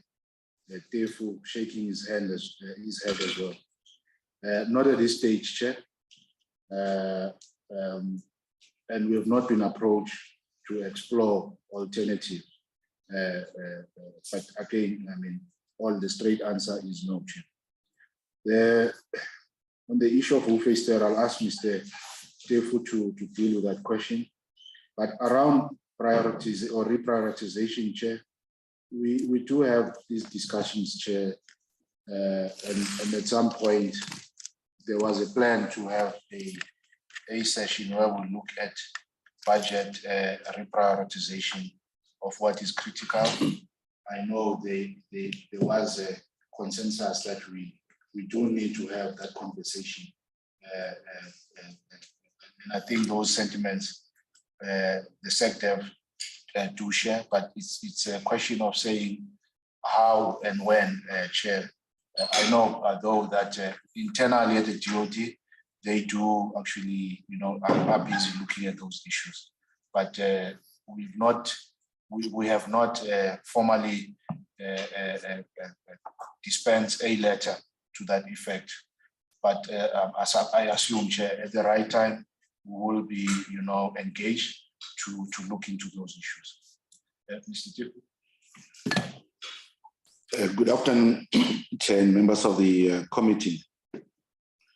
On the issue of whether Ufester can be salvaged, you'd recall that members of the committee that in the last visit that we had at Denel Land Systems, we were requested to engage with Denel to determine whether Project Ufester can be salvaged. And we were requested to report in the next 3 months as to the outcome thereof. Notwithstanding, Chair, I wish to just caution the committee that, as you would have seen when we visited Denel Land Systems, Denel doesn't have the capacity and the capability anymore to further execute this particular project. But the other challenge would be funding. We don't have sufficient funding, within the SCAMP itself to ensure that this particular project is completed. So even though Denel is of the view that this project should be executed going forward, but with regards to the issue as the CEO has raised, the issue of funding, without funding, there is no way that we can see this project being executed within time and on the basis of the budget that was contracted.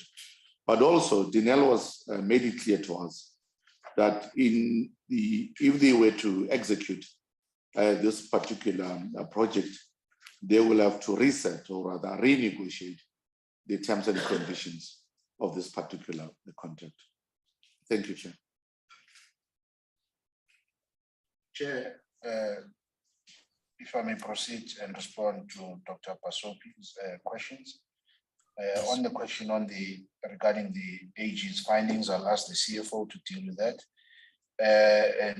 And with regards to partnerships and identifying strategic partners within government, I will ask Ms. Nongonyana to respond to that, because there is an effort to come up with a marketing strategy and a plan, which will then serve in the committees of the board.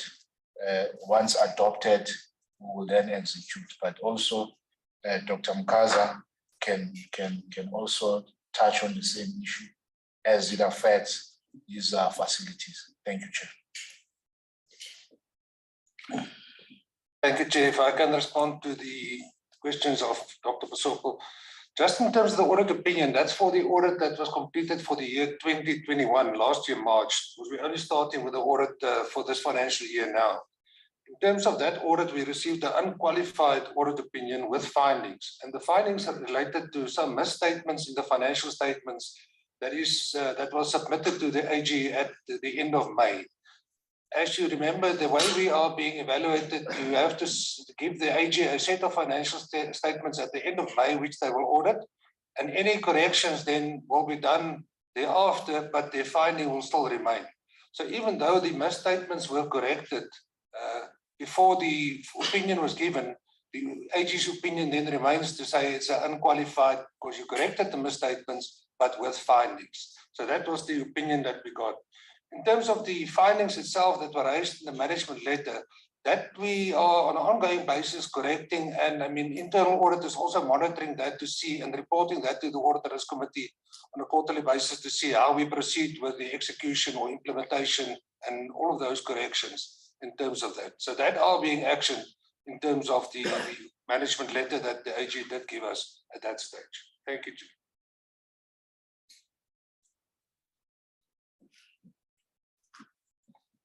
Thank you, Chair.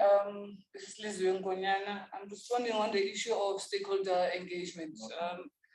As an organization, we are constantly trying to create and maintain relationships with key stakeholders. And as part of that, Armscor will be embarking on a number of roadshows to resuscitate relationships where formally there, including creating new ones. And in that line, there are a number of stakeholders that we've identified that we will be going on roadshows for. The portfolio committee and some of those parliamentary committees would be one stakeholders. The second one is around the diplomatic corps that will also be doing roadshows on. We will also be doing roadshows to the security cluster. All of the stakeholders identified are in line with the organization's drive for commercialization. So we need to ensure that key stakeholders understand who Armscor is, what Armscor does, and what kind of additional services and products that the organization has, and make sure that people are aware and take up all of those. So these particular roadshows would be communicated once they are finalized, as the CEO has indicated. Thank you. Thank you, Chair, and the committee members. This is Dr. Mkhweza. From the R&D perspective in particular, we do have collaborations, for example, with the Department of Trade and Industry and Competition, Chair. We do some work with them around chemical and biological warfare. We also, Chair, are busy at the moment with engagements with SANRAL. This is regarding the Gerotech facility and its capabilities. We also have MOUs with the Department of Transport, and incidentally, from the last visit by the Portfolio Committee, I was directly conducted again by the MEC for Transport for further engagement, so we can see what more we can do as the two government entities. These are ongoing collaborations, Chair, and they are based on the capabilities we have within R&D and how we can go out and be able to service, you know, the different state departments or government entities. So as my colleague spoke just before me, the intention with the strategic and marketing strategy and some of the efforts that are being put is to extend that to even more other entities as well. Maybe I should leave it there, Chair. Thank you very much.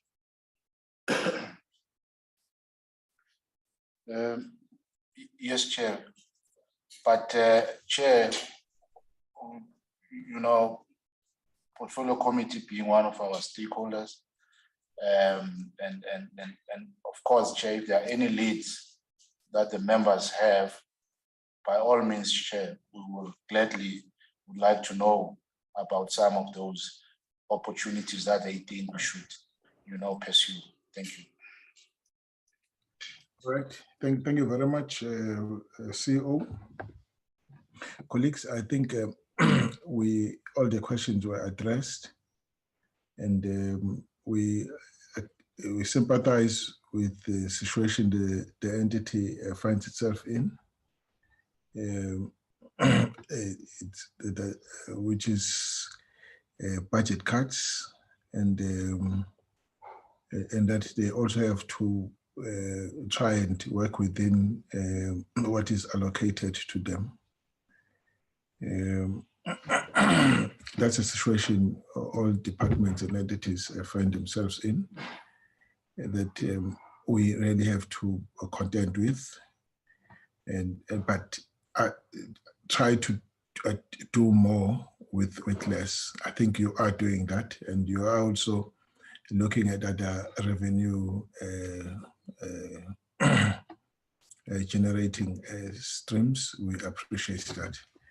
And colleagues, I think we will then discuss the budget, the two presentations at our time. I think for now it suffices to thank the board and the CEO for their presentation, and obviously would indicate our attitude as a committee to the report, and which will then be in our report to Parliament.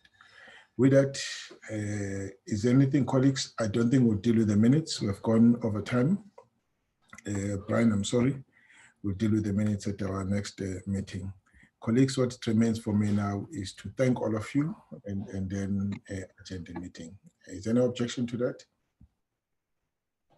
No objection to it. Colleagues, thank you so much. Thanks. Thank you very much. Thank you. Thank you.